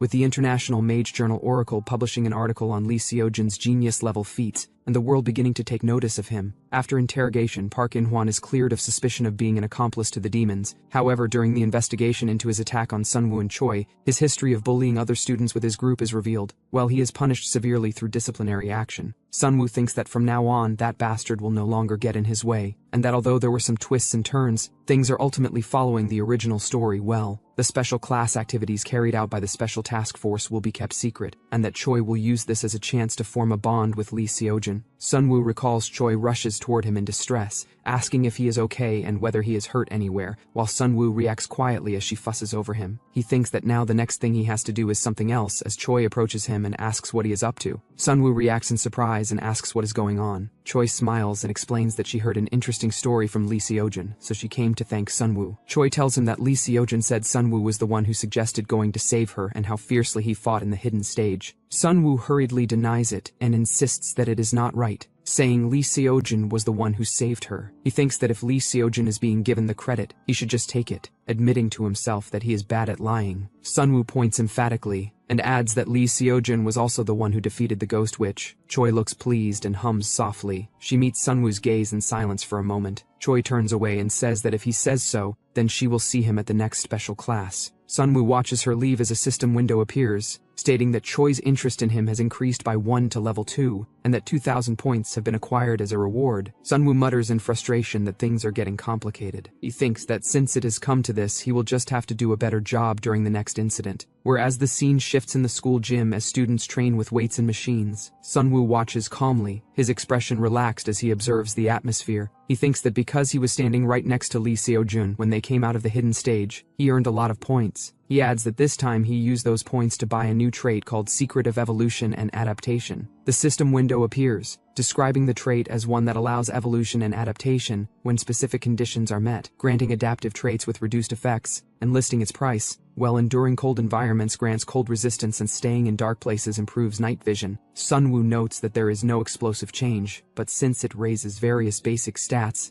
its utility is very high. He recalls that in the original story, this was a trait second-year student Jeon Min-gi was supposed to obtain, but since it is in the point shop it should not matter. Lee Seojin calls out Sunwoo's name loudly from across the gym. As Lee Seojin asks what brings them here, Sunwoo casually says he is just taking care of his body and that nothing much is going on. Lee Seojin remarks that Sunwoo sounds like an old man. A student named Han responds that maybe so, but tells him to look over there and points. Students comments that Lee Seojin starts his mornings with bench press, that he is doing it with pure physical strength without mana reinforcement, and that he became strong through relentless training and effort. Han shout that the other kids are nowhere close. He yells Lee Seojin's name in alarm, and explains that Yu-Ara is especially insane, and is saying she will show everyone what real firepower looks like. Lee Seojin hesitates and awkwardly agrees while laughing. Sunwoo smiles and says it is good for her, and tells them to let her keep it up. He thinks that Yu-Ara is the type who pushes herself harder once she has a clear goal, and that this incident was a great stimulus for her. Lee Seojin then wonders why teacher Jang Anchol is strangely not there today, noting that he is usually in the fitness room when he does not have class. Han explains that Jang Anchol is patrolling around the school, and adds quietly that this is a secret, adding that a corpse was found near the school, completely drained of blood. Lee Seojin reacts in shock and asks if it was an attack by a demon. Han responds dismissively, saying that even if they come back to attack, their genius will protect them. Han shout that they only trust Lee Seojin,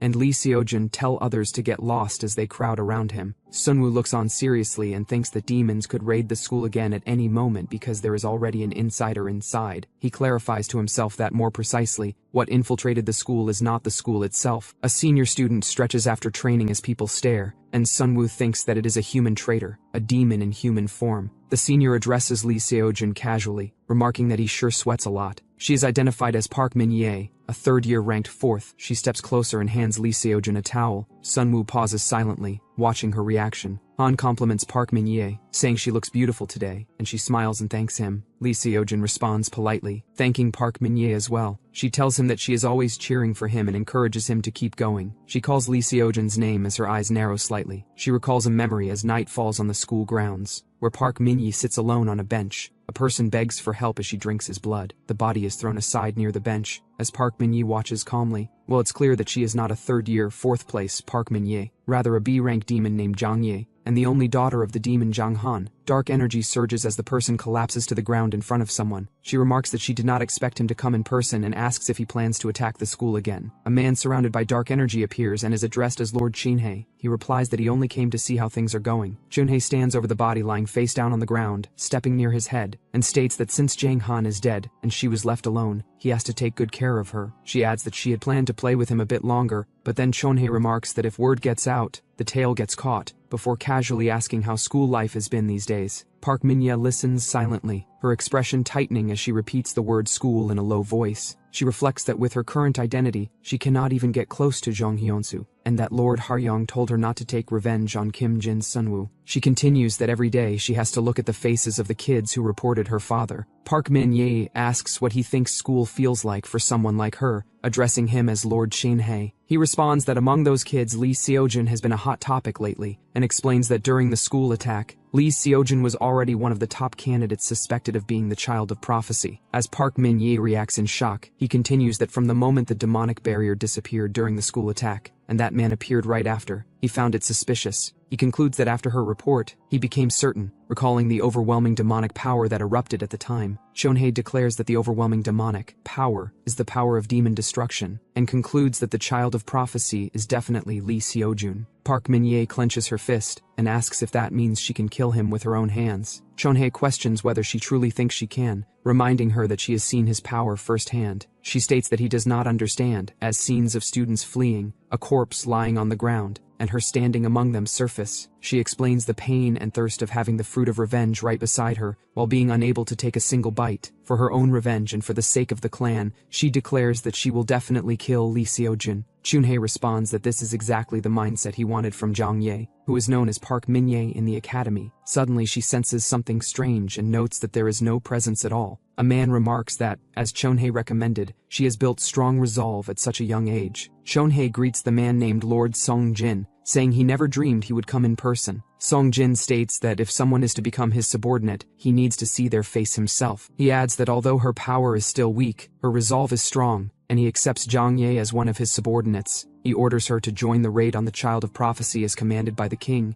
and states that refusal is not accepted. He is identified as an S-rank demon affiliated with the 10 Demon Council, known as the King's Right Hand, Seong Jin. Purple demonic energy flows around his extended hand. Scene shifts at location Kendoan as Bukansan Bokmajion Dungeon. 5th entrance. Demon-type monsters leap down from above, baring their teeth as they rush forward. Hayoung gathers blue energy between her hands, her expression focused. She releases the energy upward in a powerful blast. Ice-blue force surges through the air as she shouts, and several demons are struck and sent flying back. Other demons recoil as the attack lands, while more figures rush in from behind. After the impact, the remaining demons retreat into the distance. Hayoung turns towards Sunwoo and asks how she did. Sunwoo tells her that she has improved a lot and instructs her to focus on mastering this form comfortably for now. Hayoung suggests going somewhere over the weekend and adds that she even found a dungeon just for her training. Sunwoo responds that they got lucky. He continues that saying they got lucky is actually true. He explains that, in his previous life as a C-rank mage, he discovered this dungeon completely by chance. He adds that it is a place that never appeared in the original story, and that only he knew about it.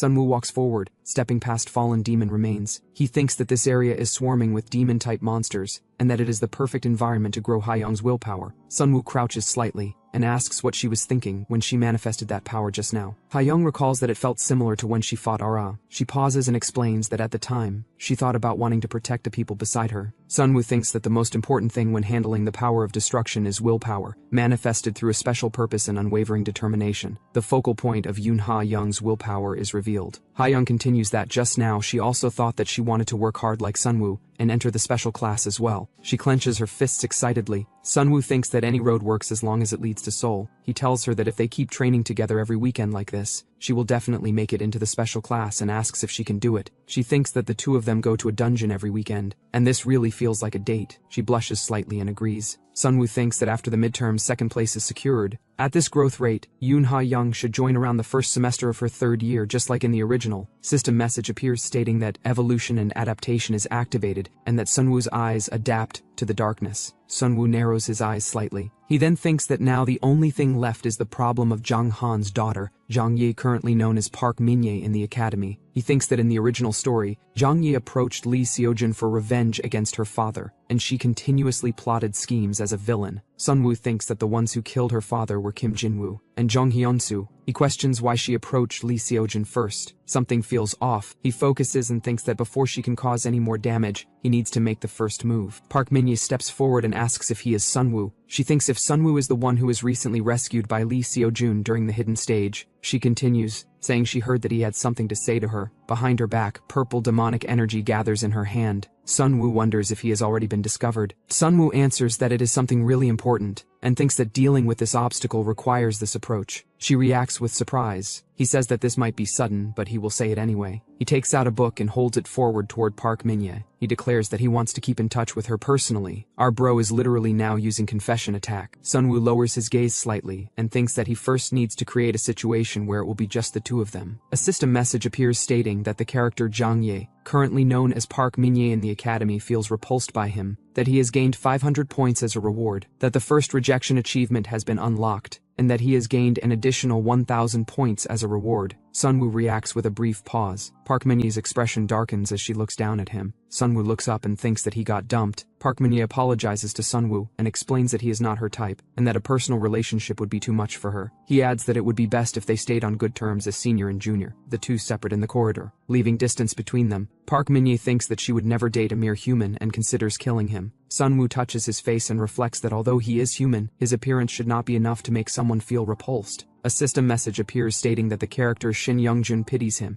and that he has gained 500 points as a reward. Sunwoo realizes that what he was actually aiming for was Shin Youngjun. Shin Youngjun watches from a distance, covering his mouth in shock. He approaches and pats Sunwoo on the shoulder, telling him to hang in there. He comments that someone like Park Min-ye is worth confessing to even if rejection is possible, despite her dislike of being the center of attention. Sunwoo thinks that because she is a demon, Sunwoo calls out Shin, and mentions the classical magic theory assignment, asking if he has not even started it yet. Shin reacts in shock and asks how Sunwoo knew. He then explains that he is fine with anything physical, but that theory never sticks in his head no matter what. He sighs heavily and scratches the back of his head. Sunwoo asks if Shin wants to use his assignment as a reference and adds that he is ranked first in theory. Shin suddenly brightens and asks if that is really okay. Then Sunwoo states that there is one condition. Sunwoo gestures toward himself and asks whether Shin uses the school community board often. The scene shifts to the cafeteria, where students murmur while looking in Sunwoo's direction. Someone recognizes him as the person from the school board post from yesterday. Another student remarks that since he could not get attention by being dead last in class, he must be resorting to this now. A system message appears stating that 247 people are interested in him, and that he has gained 1,500 points as a reward. Sunwoo folds his hands in front of his face and thinks that everything is going just as planned.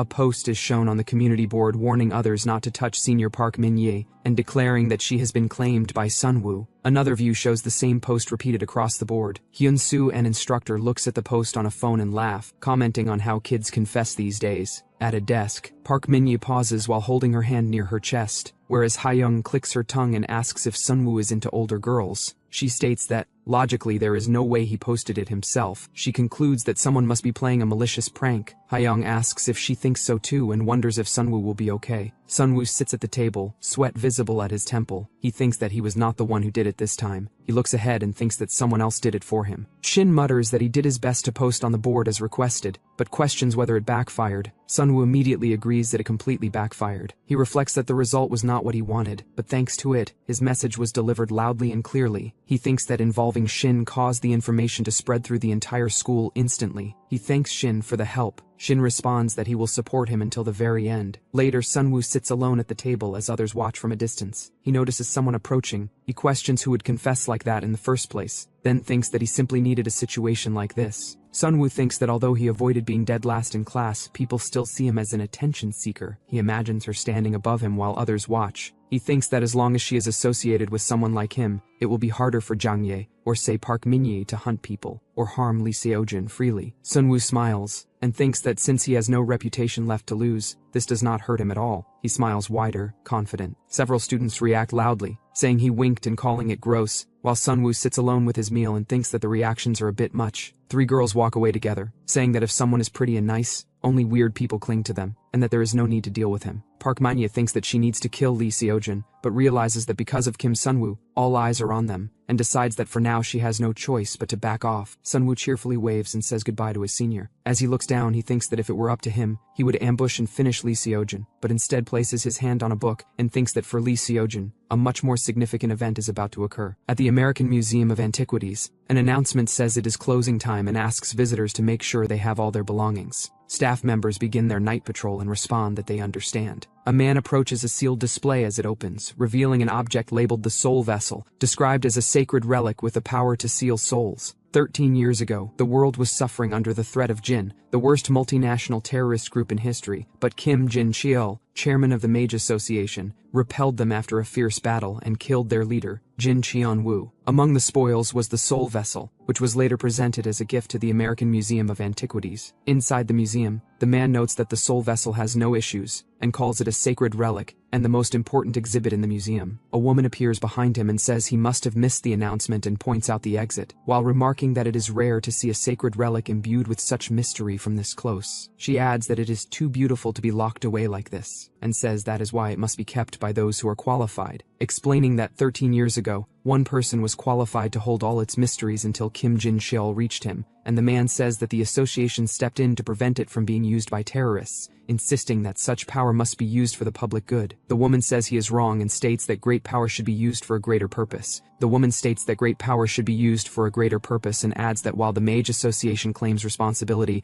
it is only busy monopolizing it. The man becomes flustered and shouts for the guards, ordering them to kick the potential criminal out immediately. Before the guards can act, someone knocks a man down hard. She coldly says his name, Scar, and asks if he is already bored. A large man named as Scar crashes down and says that everyone so far has been weak, demanding someone stronger. The man reacts in shock, saying they were all A-rank mages and that the security system did not even trigger until it came to this. A girl in red rushes forward, attacking with swift movements, while the man looks on in disbelief as the fight escalates. She complains that they agreed to only threaten him and steal the item, asking if the plan has changed and telling him to leave the rest to her. The man stares at the display case in confusion, wondering when she moved. He loses his footing and falls back. He struggles to rise and angrily demands to know who they are. A voice responds that even though their god was taken from them, his will could not be broken. The woman looks down coldly. She dismisses them as washed-up terrorists and declares they will pay for insulting her god. The man shouts the name John in panic. A violent surge erupts. Windows shatter outward as energy tears through the building and spills into the night sky. News spreads rapidly. Phones light up as reports identify the attack at the American Museum of Antiquities as the work of John, a cult group thought to have vanished. Though records were damaged, the assault is presumed to have been led by an executive named Bert. Public pressure mounts for the Mage Association to respond. Yura freezes while reading the news on her phone, her face draining of color. Hayoung asks if she is all right.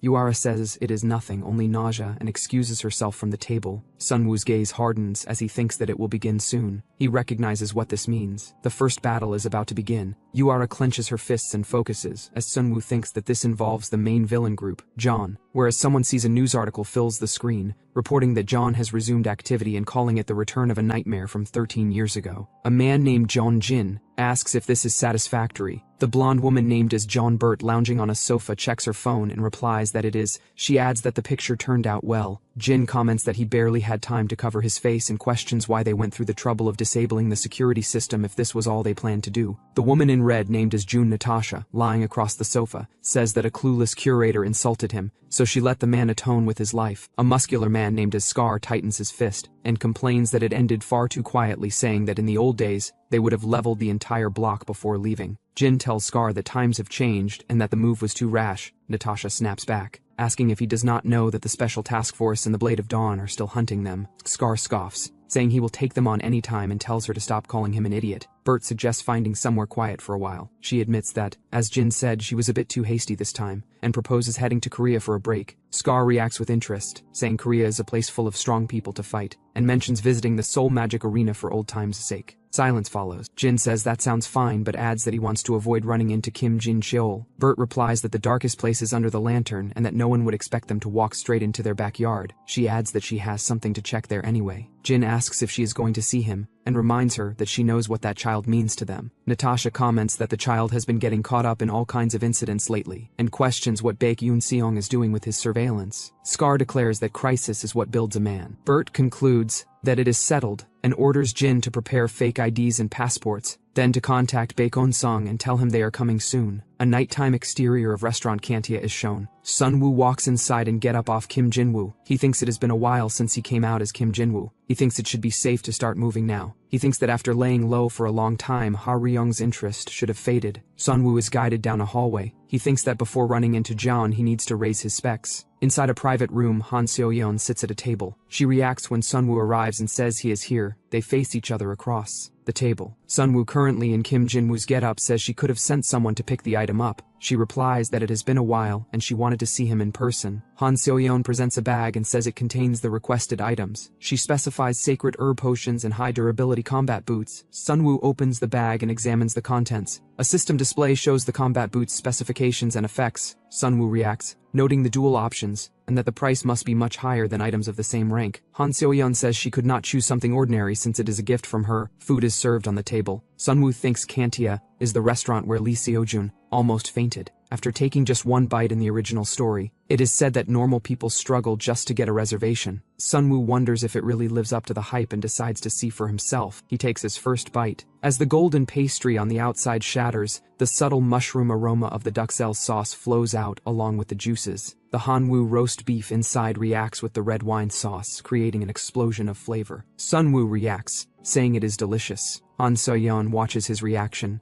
and says that seeing such a response makes treating him worthwhile. Sunwoo wipes his mouth and says he cannot accept such generous treatment without giving something back. Han Seo-yeon tells him not to worry about the money and says they are not the kind of relationship that frets over things like that. Sunwoo looks at her and asks what if it is something better than money. He says she looked a bit troubled earlier and asks if it is because of the terror threat. She too recalls an article that says that 2 billion won must be deposited within 3 days, and if the deadline is missed, the Hansung Pharmaceuticals building will be blown up. Han Seo-yeon reacts and says that is top secret information that has not even been leaked to the press, then asks how he knew. Sunwoo replies that he has his ways. She acknowledges that Sunwoo is right, and says that ever since the John news broke, copycat crimes have been surging worldwide. She adds that she was already busy dealing with a power struggle against her brother. Sunwoo thinks that fortunately, the person blackmailing Han Seo-yeon has absolutely no connection to John. The real culprit is not John but Jo Seong-hun, an alchemist active in the underworld. He is just a petty criminal, trying to squeeze Hansung Pharmaceuticals now that they are on the rise. Sunwoo says to check the financial situation of the security staff and explains that they will find someone who mixed up with a shady alchemist. He recalls that Jo Seong-hun is only a character briefly introduced in the original to trigger an event, so this level of intervention should be fine. Later, Sunwoo and Han Seo-yeon stand together outside at night. She thinks that Sunwoo knows high-level information even she did not know, yet the source remains a complete mystery. She addresses him as Mr. Kim Jinwoo, then says she does not know who he is working for, but asks if he would consider coming to work under her. She adds that with someone like him by her side, she does not think she would ever lose to her brother. She offers an annual salary in the hundreds of millions and treatment beyond his expectations. Sunwoo smiles lightly and says he is not doing this for special treatment, but that his desire to help her, Ms. Han Seo-yeon, is sincere. She says that it would not be fun if he were won over too easily. She suggests that they have another meal together later. She raises one finger and says that she will come back with even better terms. Sunwoo replies that he is looking forward to it. Han Seoyeon leaves the building. Sunwoo stands alone on the rooftop as night spreads over the city. He thinks that Han Seoyeon's offer was tempting, but accepting it would mean drifting away from Lee Seojun. The system screen appears in front of Sunwoo. Information about multifunctional combat boots is displayed, including their category, description, and passive effects. Another panel shows the active effect, stating that by infusing mana into the boots, the user can walk in the air for 5 seconds with a 2-minute cooldown. Sunwoo notes that the item now has triple options and says he is glad it was a useful drop from the hidden stage. Blue light gathers around his feet as he steps forward into the air. Sunwoo runs across the night sky, moving between buildings. He lands and steadies himself, smiling slightly as he says that he should get some practice in. Scene shifts at Magic Law class. The professor lectures at the front while students sit at their desks. Shin rests his head on his desk, eyes closed, while the lecture continues. The professor announces that there will be a paired research project on theory due next week. The classroom reacts loudly. Several students protest. Shin lifts his head in shock. He asks the professor to extend the deadline. The professor refuses and orders everyone to return to their seats. Sunwoo listens silently, his expression turning serious. He thinks about finishing the assignment quickly and getting some rest. Sunwoo looks around the classroom considering who would be a suitable partner. Yuara approaches Sunwoo's desk and declares that Sunwoo will be paired with her. Shin shouts that Sunwoo will be paired with Yuara.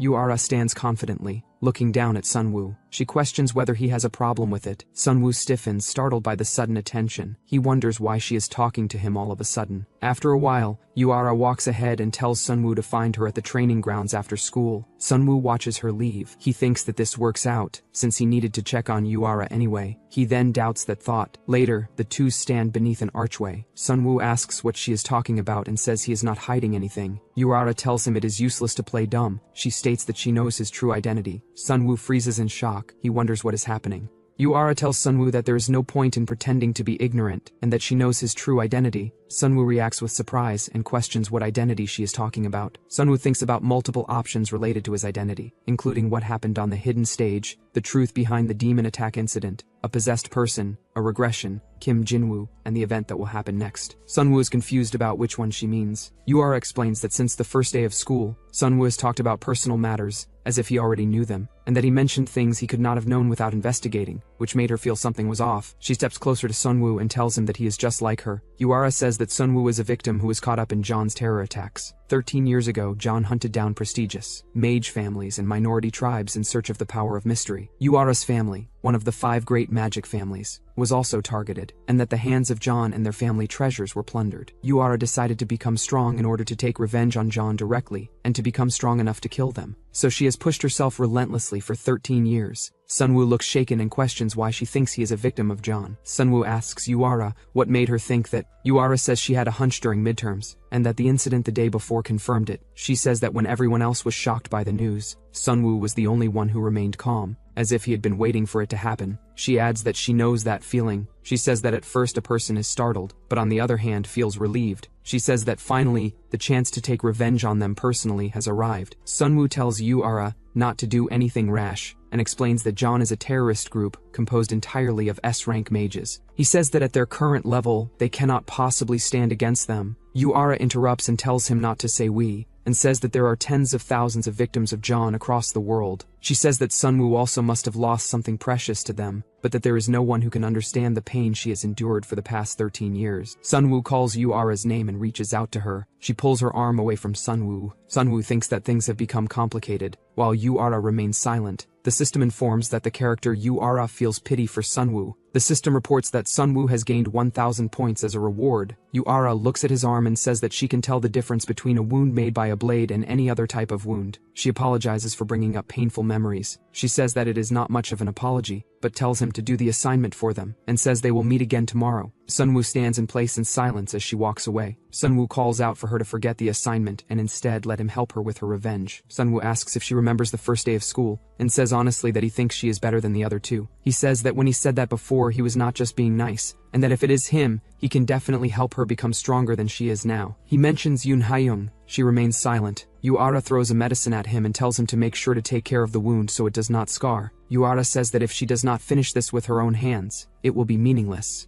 She walks away, and Sunwoo remains silent. She thinks about Kim Sunwoo, and says that there are many cases where emotional wounds leave physical traces on the body. She thinks that the reason he acted like that on the first day of school, and displayed his school skills, was probably not unrelated to the scar on Kim Sunwoo's arm, because he is that kind of person. She thinks that she should not involve him in her revenge even more. She recalls a memory when someone demands to know what she is talking about and calls her sister. As Yuara clenches her fist, Yuara says that she wants to hunt them down after she graduates, and asks whether it is the Special Task Force or the Blade of Dawn, and why her sister is so against it. Her sister calls Yuara's name and grabs her arm. Her sister says that she wants her only remaining family to live a happy life, whereas Yuara thinks that she will personally put an end to John to ensure that no more victims like her are created. Sunwoo sits alone in his room. He thinks that getting socially distant Yuara to open up about her personal story is a good outcome. The system informs that the character Yuara feels a sense of kinship with Sunwoo, and that he has gained 1,500 points as a reward. Sunwoo wonders what he should do about this misunderstanding. He considers using the dagger he got from the hidden stage to gain an adaptive trait. The system displays the information for Paralysis Dagger, stating that it is a dagger coated with paralysis poison, that stabbing an opponent can paralyze them depending on the target's poison resistance, that its durability is B, and that its attack power is C. Sunwoo wonders how he could possibly tell her in that situation that he stabbed himself. The system displays the information for paralysis poison resistance, stating that paralysis poison resistance increases by 50%, and paralysis poison recovery speed increases by 70%. Sunwoo says that at this point training is the only answer. Sunwoo refines his mana every night, and maps out how to assist the upcoming story developments. He thinks that John is an enemy he must fight eventually, and that helping Yuara with her revenge is ultimately helping Lee Seojun. The system reports that Nature's Protection rank has increased to 3%, that additional mana gained during refinement is 160 to 170%, that Nature's Rest mana recovery speed is 60 to 65%, and that Nature's Heart cooldown has decreased from 24 hours to 23 hours. Sunwoo says that he guesses he will have to show them something during the next incident at Yeongwol, Gangwon Province. Sunwoo thinks this is the Mercenary Experience Program, one of the elective activities for all students. The students form groups to receive missions from mercenary groups across the country and assist them for 3 days. As in the original story, the group's task is assisting the escort mission for the large mercenary group, Black Flame in Gangwon Province, and a very important person specifically requested Lee Seojun and brought them all the way there. Sunwoo thinks that Jang Ye is part of the group.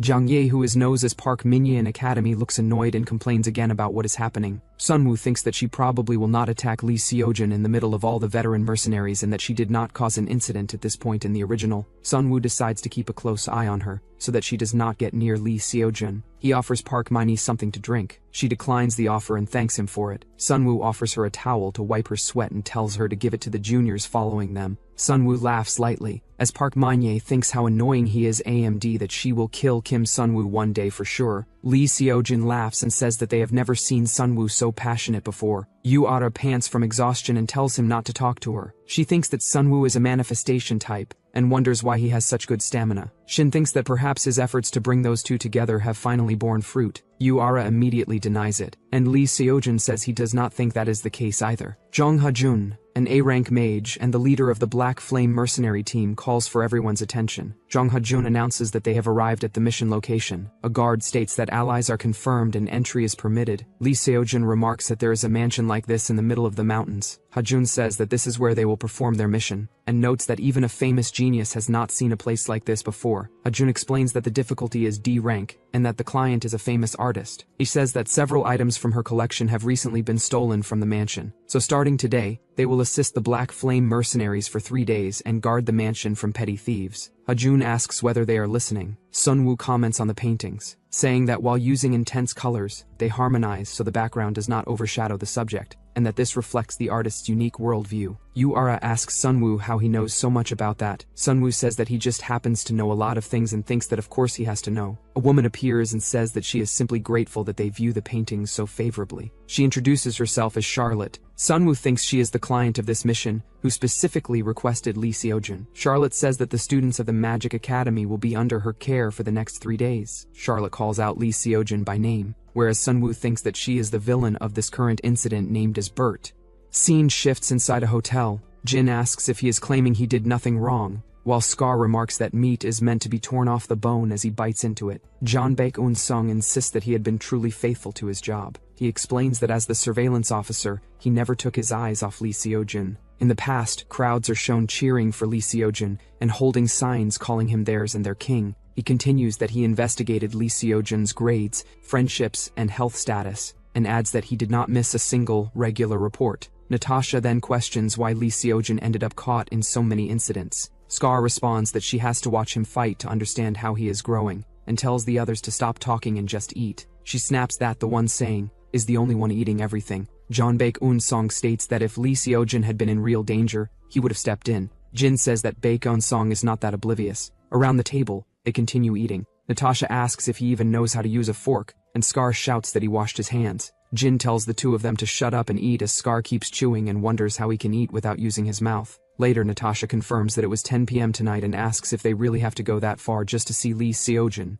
Jin says that if they are curious about his skills, they should just go and clash with him directly, and asks why they have to disguise themselves as petty thieves and look pathetic. Natasha answers that Bert told them to. Jeon Baek-eun-song asks why, then answers that it sounds fun, and asks how the fit looks. Jin then calls to Scar. He explains that if they do not want to attract Kim Jin-cheol's attention, they have to hide their identities first. He mentions that Bert's orders were to go easy on them and not kill anyone, and that they still have to move quietly for now. Scar's hand tightens around black fabric as he admits that it is not that, but that he is just not confident that he can go easy on them. The scene shifts to the formal dining room where Charlotte tells the guests not to feel burdened and to enjoy the meal, adding that they might have a tough night ahead. At the table, Park Min-ae thanks the host for the food, and Lee Seojun remarks that to think they would even be treated to a meal. Shin says he came for mercenary work but is leaving healed. Sunwoo thinks that the food is not as good as Kantia where he ate with Han Seon. Inwardly, he thinks that this place is enemy territory, but it is safe. John's goal in infiltrating the mansion disguised as thieves in a few hours is not terrorism, but to test the special existence Lee Seojun.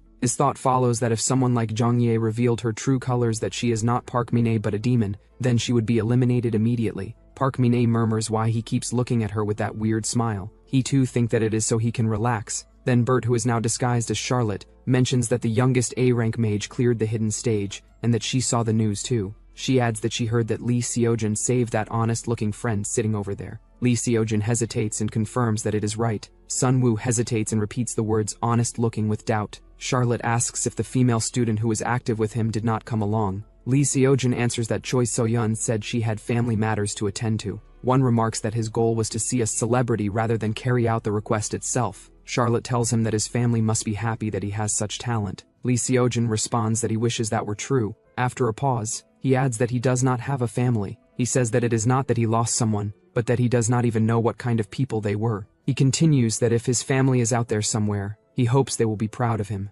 Charlotte admits she was so glad to meet him that she asked a rude question, but says she understands that feeling. The room falls quiet. Charlotte then says that she grew up as an orphan too, and that it is a lonely and desolate feeling. She reaches out and places her hand over his. She looks at him and says that family is not something one is born with, but something one makes, and suggests that they do their best together. Lee Seojun smiles and thanks her. After the meal, he thanks them for the food. As they walk away, one says that what Miss Charlotte said was touching. Another laughs. Sunwoo adds that it was edible. Later, they gather near the fountain. Lee Seojun reminds the group that just as they were briefed for the mercenary activity during the day, they should each patrol the interior according to the schedule. The others respond that they understand. Park Min-ae calls out to Junior Seojun and asks if he has a moment. Before he can answer, Sunwoo says that he came up with a reinforced patrol route and tells Lee Seojun to follow. Lee Seojun responds that it is fine and agrees. As Lee Seojun is led away, Min-ae mutters Kim Sunwoo's name. Shin notices and reacts in surprise. He observed that Senior Min-ae's expression turns vicious when Lee Seojun is taken away, and wonders if this could be a love triangle. Yu-ara is asked if she saw that too and what they should do.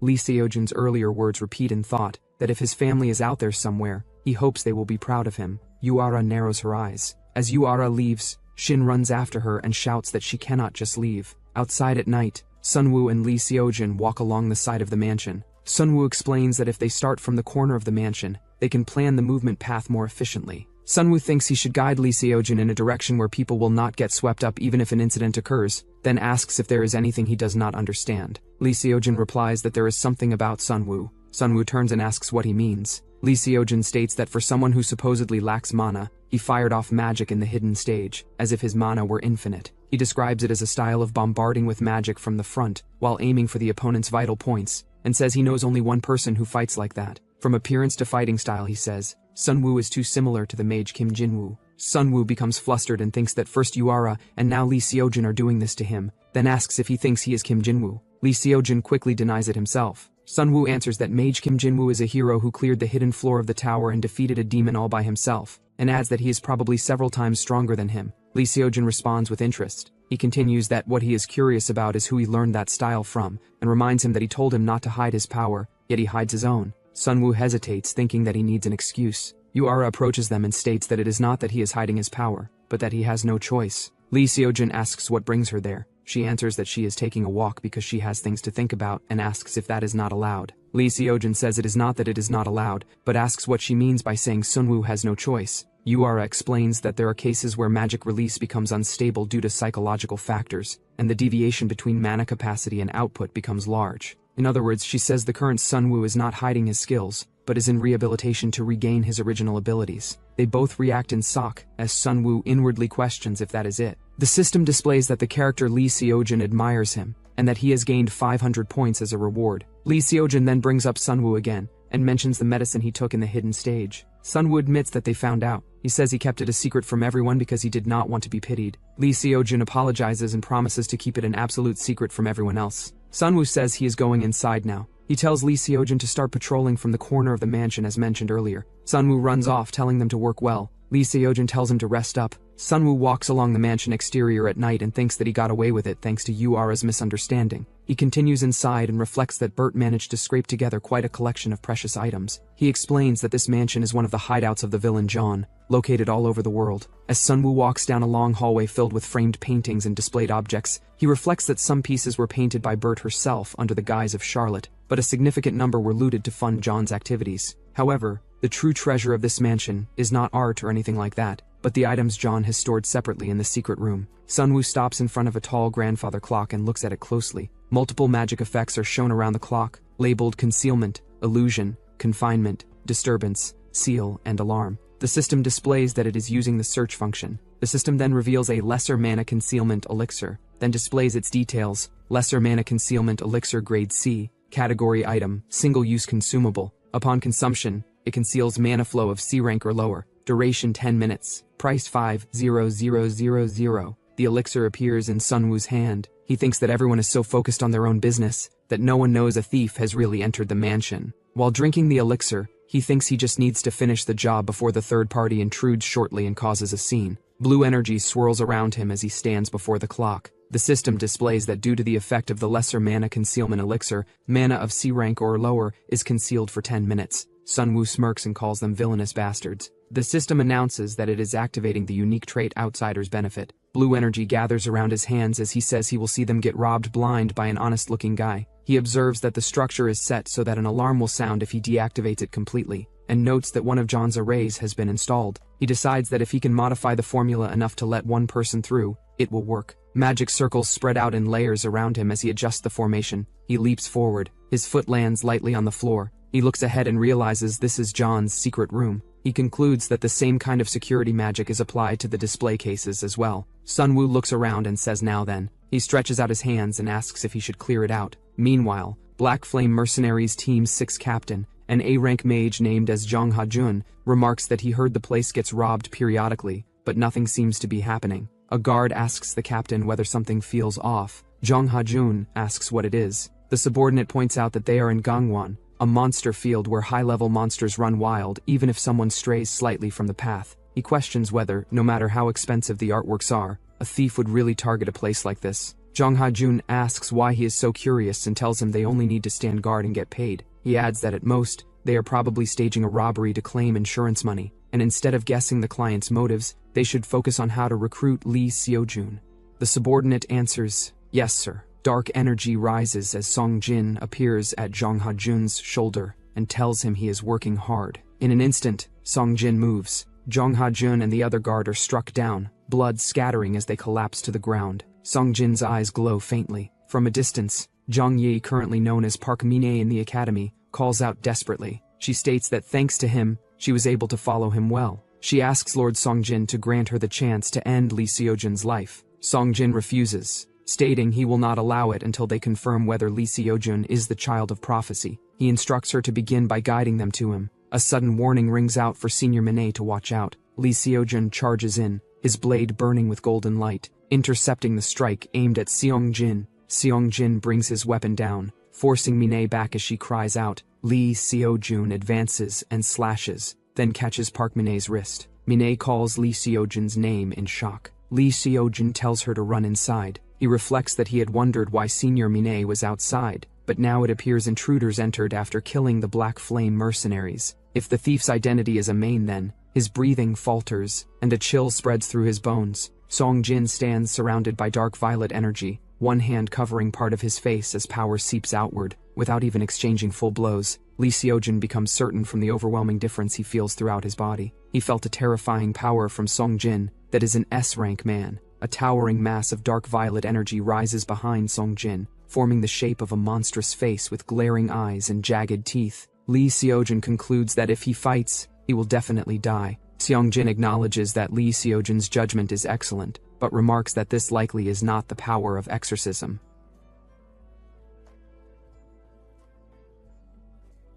A subordinate reports that the mercenaries standing guard near the mansion have been wiped out down to the last one. Songjin orders them to kill all the remaining students except for Lee Seojun, stating that it is the king's order. He adds that he will not allow any variables. Inside, Ura reacts in shock at the mention of an S-rank main. Lee Seojun reports that the Black Flame mercenaries have been annihilated, and other mains have swarmed in to surround the mansion. He then asks Senior Minay if she saw it as well. Minay confirms that it would have been dangerous if not for Junior Seojun. Lee Seojun responds that anyone in that position would have done the same. Shin remains silent, tears running down his face. A thought arises in his mind about a love triangle of Sunwoo liking Minay and Minay liking Lee Seojun. Lee Seojun states that they need to request outside help and asks about Miss Charlotte. Ura replies that Miss Charlotte left a few hours ago to buy art supplies. Minay remains silent. She looks toward Lee Seojun and thinks that she wants to kill him this instant, but facing the enemies head-on would be suicide. She also acknowledges that she cannot defy Lord Seongjin's orders. Shin shouts that they are in the mountains, so the phones do not even work. Lee Seojun asks Kim Sunwoo what he thinks while Shin mutters that it is hopeless.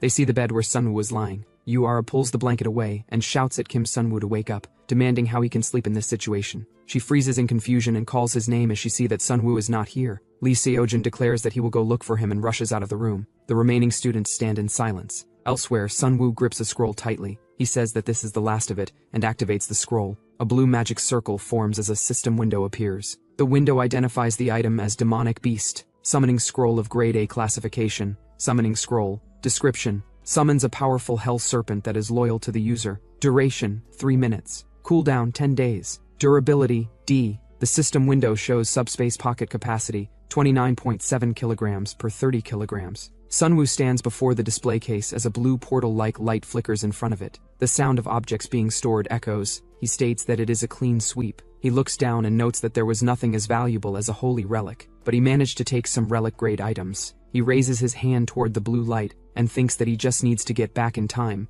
He explains that this incident concludes with the intervention of a third force rather than Lee Seojun or John. In the midst of all that chaos, John will not have the leisure to worry about these items. Sunwoo steps through the glowing portal, thinking that the third force that will clash with John is. He emerges through a doorway and immediately stops. A tall man stands before him. Sunwoo's eyes widen as he recognizes him as a main. The man, with blood smeared across his face and a blade in hand, smiles and says that he found one. The man rushes forward with a knife toward Sunwoo. Sunwoo twists aside as the blade passes him. The man swings again, forcing Sunwoo to duck and slide across the floor. Sunwoo questions why a demon is here and wonders where the plot went wrong this time. While moving, he reaches toward a glowing blue circle that appears beside him. His fingers touch it, and energy gathers around his arm. He spins and swings his weapon in a wide arc, releasing a blue slash toward the attacker. The system displays that a monster summoning scroll of grade A has been used, summoning a powerful hell serpent loyal to him. It is classified as a scroll,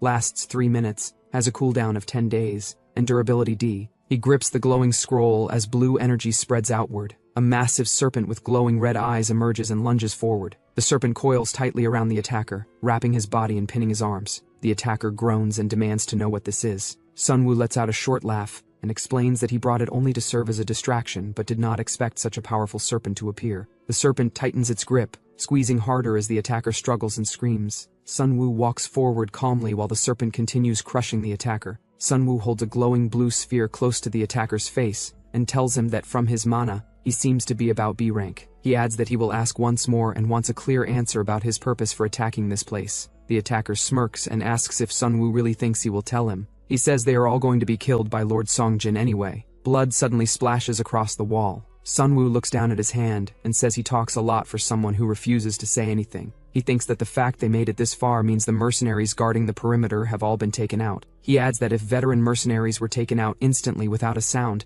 then more demons must have come besides this guy. In his thoughts, Seongjin, the king's right-hand man, appears. Sunwoo questions why a villain who was not supposed to appear until much later is here leading a group of demons. He thinks he cannot let them clash with Lee Seojin. Elsewhere, Shin blocks an incoming attack with his weapon as a demon shouts that the humans are over there, ordering the others to kill them all. The demon shouts that the entrance is too narrow and they cannot all get in at once. A man holding purple energy in his hand pushes forward and orders others to move out of his way, saying he will do it. He thrusts his hand forward and releases a concentrated blast of purple power towards Shin. Shin braces himself as the attack closes in. A streak of fire cuts across the hall and collides with the purple blast. The impact explodes in the middle of the corridor, forcing the attackers back and cracking the floor. Shin stares at the smoking ground in silence. He shouts that she should at least give a warning before shooting. Yuara stands nearby and tells him that with his skills, he should be able to dodge that easily. Yuara lets out a small laugh and thinks that unlike before, her attacks are actually landing now, and that her diligent training is paying off. She thinks that she is still lacking in firepower as the demons again rise from the ground. They charge again, shouting to kill everyone. Yuara warns that it is coming again and tells them to focus on what is in front of them. Shin grips his weapon and declares that he will protect Senior Minai. Minai says yes and thanks the juniors. She raises her hand and thinks to stay right where they are, saying she is going to wipe them all out and then kill Lee Seojin. A surge of power bursts forward. At the doorway, a blue barrier suddenly forms and blocks the attackers. The group inside stares in confusion. A powerful wave of blue energy sweeps down the corridor, tearing up the floor and walls. Shin, Yuara, and Senior Minai look ahead in shock and wonder what on earth this is. The long hallway is left split open with a deep trench carved through the center as debris settles. They all questions what is happening. Meanwhile, Lee Seojin clenches his fist and asks where Sunwoo has gone in a situation like this. He wonders if Sunwoo was taken out by a demon. From behind, Seongjin asks if he is on his way to save his comrades. Lee Seojin grips his weapon and recalls the S-rank demon he saw at the front gate. Seongjin, surrounded by dark energy, stands near the fountain and says he knew he would find Lee Seojin here. Seongjin raises his hand as dark energy coils around him and tells Lee Seojin to draw his sword. He adds that he will give him a chance to face him before he dies. Lee Seojin grips his weapon and acknowledges that Seongjin is an opponent he cannot defeat, but he cannot run away either. He steadies himself and prepares to move. Black energy spreads behind Seongjin as Lee Seojin dashes forward. Lee Seojin activates weapon enhancement, and his blade glows as he closes the distance. Seongjin blocks the strike with a surge of dark power. Lee Seojin grits his teeth and says he has to stop him from reaching the others. Seongjin swings down with force, and Lee Seojin meets the blow head-on. Their weapons collide with a loud impact. Seongjin's purple eye sharpens as he notes that a counterattack in that split second was interesting. He follows up immediately, striking again and knocking Lee Seojin backward across the floor. Seongjin tells Lee Seojin to give it a few more years, saying that then no demon will be able to stop him. He leaps down from above and brings his sword down. The blade crashes into the floor with a heavy impact as dark energy spreads. Lee Seojin pushes himself and dodges this attack by sliping. Seongjin looks at him and begins to say that even so. Lee Seojin stares back, breathing hard. Seongjin states that calling this the power of demon slaying is just a simple light attribute spell, and asks if that means Lee Seojin does not think he is a worthy opponent. Lee Seojin repeats the words power of demon slaying and demands to know what that is supposed to be. Seongjin tells him not to play dumb and charges forward wrapped in dark energy. An explosion erupts nearby, flames rising behind them. Seongjin declares that he came to this remote land under orders to kill the child of prophecy. He adds that if his king says Lee Seojin is the child of prophecy, then he just has to shut up and prove it. Lee Seojin feels the strain in his weapon and curses as he realizes his sword is reaching its limit. Seongjin looks down at Lee Seojin and asks if he really thought he could toy with him with such lies. Their blades grind against each other, sparks flying as Lee Seojin strains to hold the attack back. Lee Seojin admits that whether it is the power of ruin or the child of prophecy, he does not know anything about that. He swings his sword in a wide arc, forcing Seongjin back. Lee Seojin shouts that even if he did know, he would not tell him. Seongjin raises his sword overhead and declares that then Lee Seojin is useless. The massive blade of dark energy crashes down. Lee Seojin drops to one knee and blocks with his glowing weapon as a bright blue sphere of power gathers behind Seongjin. Seongjin notices the sudden presence and reacts. The concentrated blue shot pierces through the space between them, striking Seongjin and forcing him backward. Lee Seojin looks to the side, realizing it was a sniper, and asks who it is.